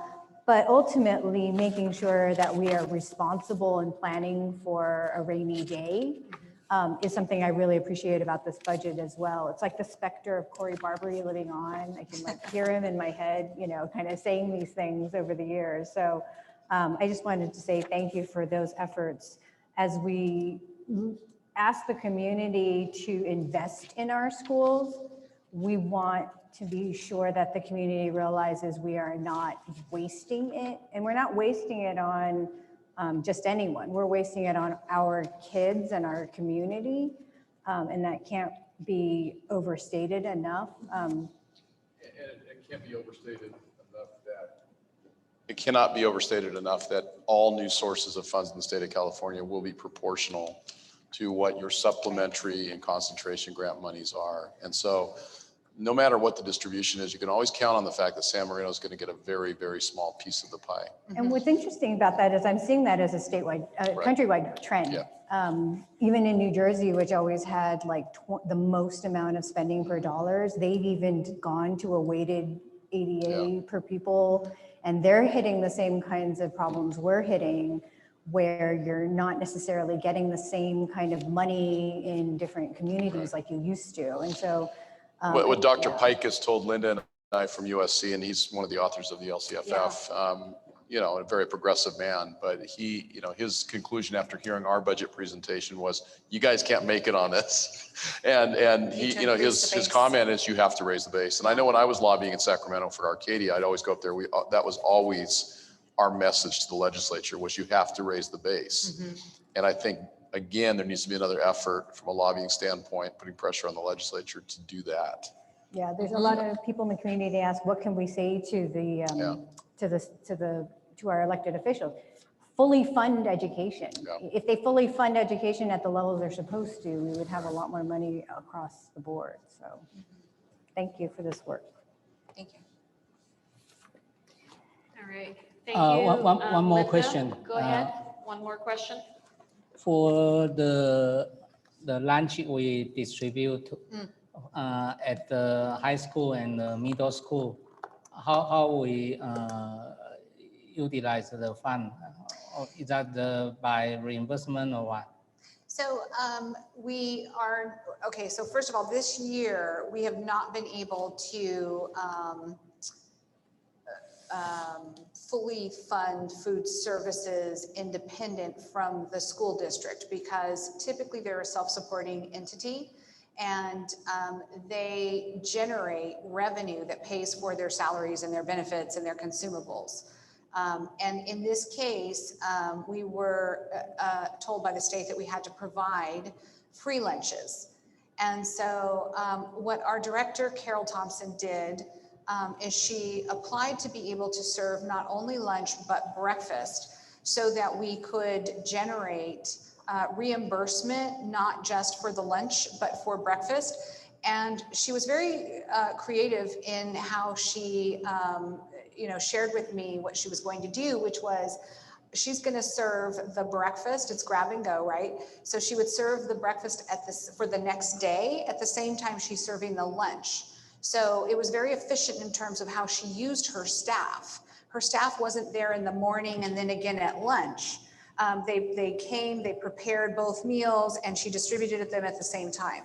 So we were able to resolve at the end of the day the food services budget, and going into next year, it's looking like we'll be able to manage it. However, we're not sure what the edict will be for next year. Are we going to be required to continue to provide free lunches for everyone?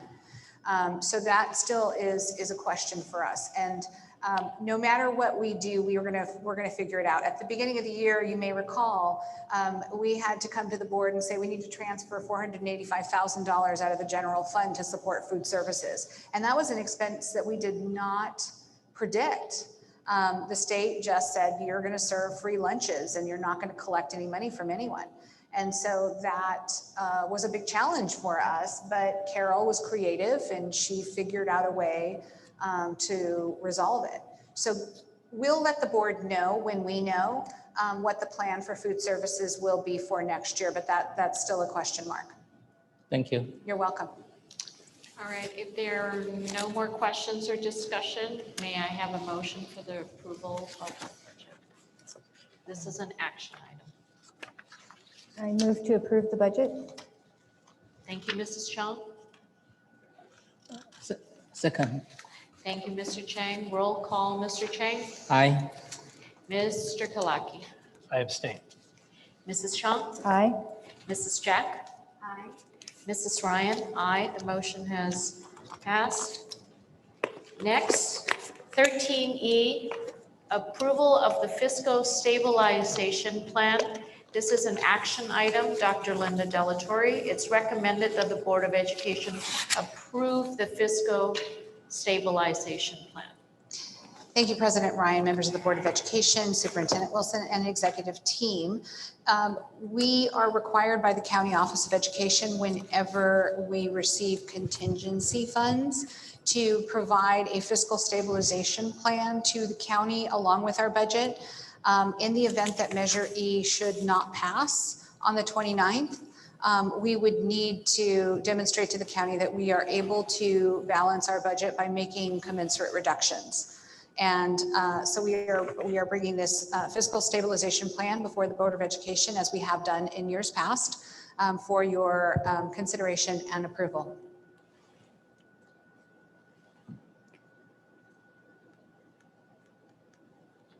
Any comments, questions? I wanted to comment on this as well, because I saw people were talking about a couple lines in here.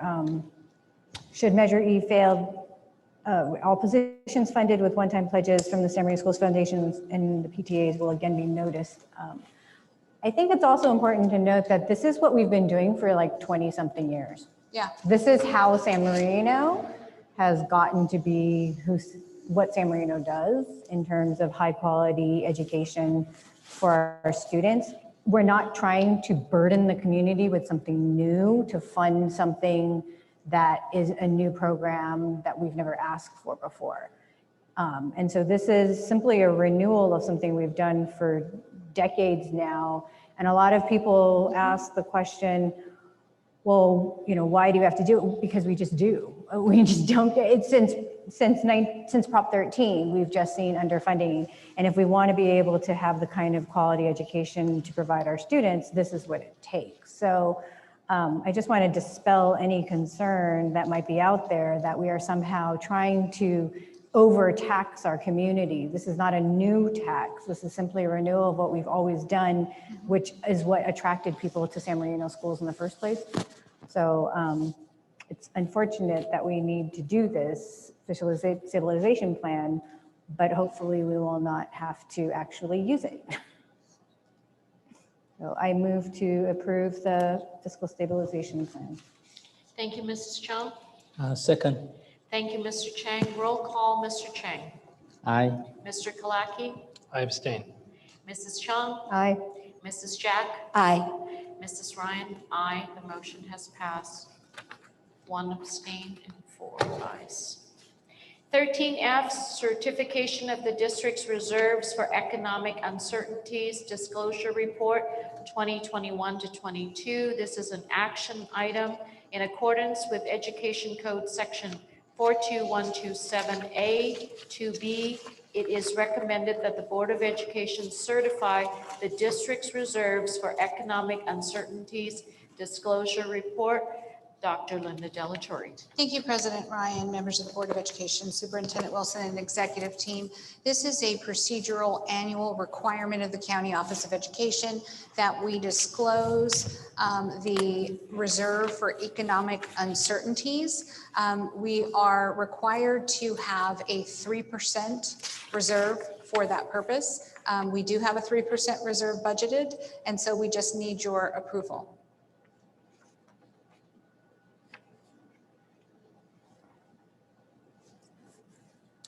I move for the certification of the district reserves for economic uncertainties disclosure report to be approved. Thank you, Mrs. Chang. Second. Thank you, Mr. Chang. Roll call vote. Mr. Chang. Aye. Mr. Kalaki. I abstain. Mrs. Chang. Aye. Mrs. Jack. Aye. Mrs. Ryan. Aye. The motion has passed for the certification of the district's reserve for economic uncertainties disclosure report. The board superintendent discussion items. I have one thing. Okay.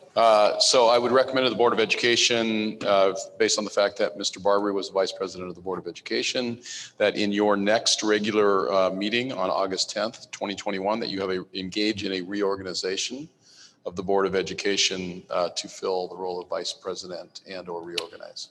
Thank you so much, Dr. Wilson. Yes, we should have that on the agenda for the next meeting. Okay. All right. We are adjourned for the open session. I want to remind the board members that we have closed session on legal conference with legal counsel.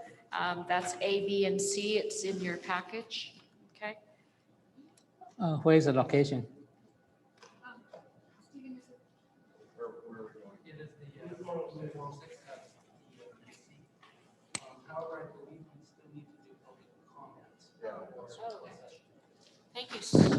Thank you so much, Dr. Choi. We have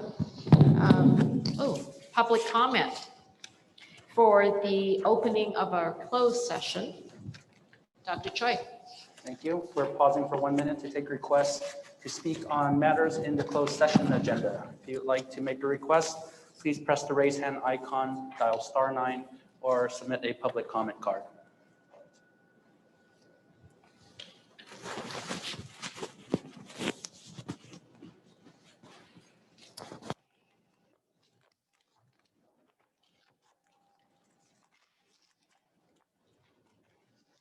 We have 30 seconds remaining. If you'd like to make a request to speak regarding matters in the closed session agenda, please press the raise hand icon, dial *9, or submit a public comment card.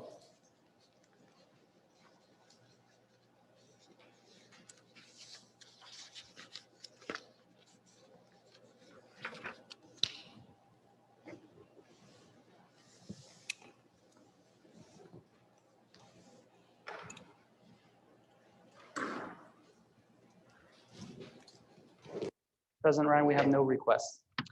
Thank you, Dr. Choi. And with that, I'm going to close our open session. We will convene for 3A, anticipated litigation, existing, and labor negotiations.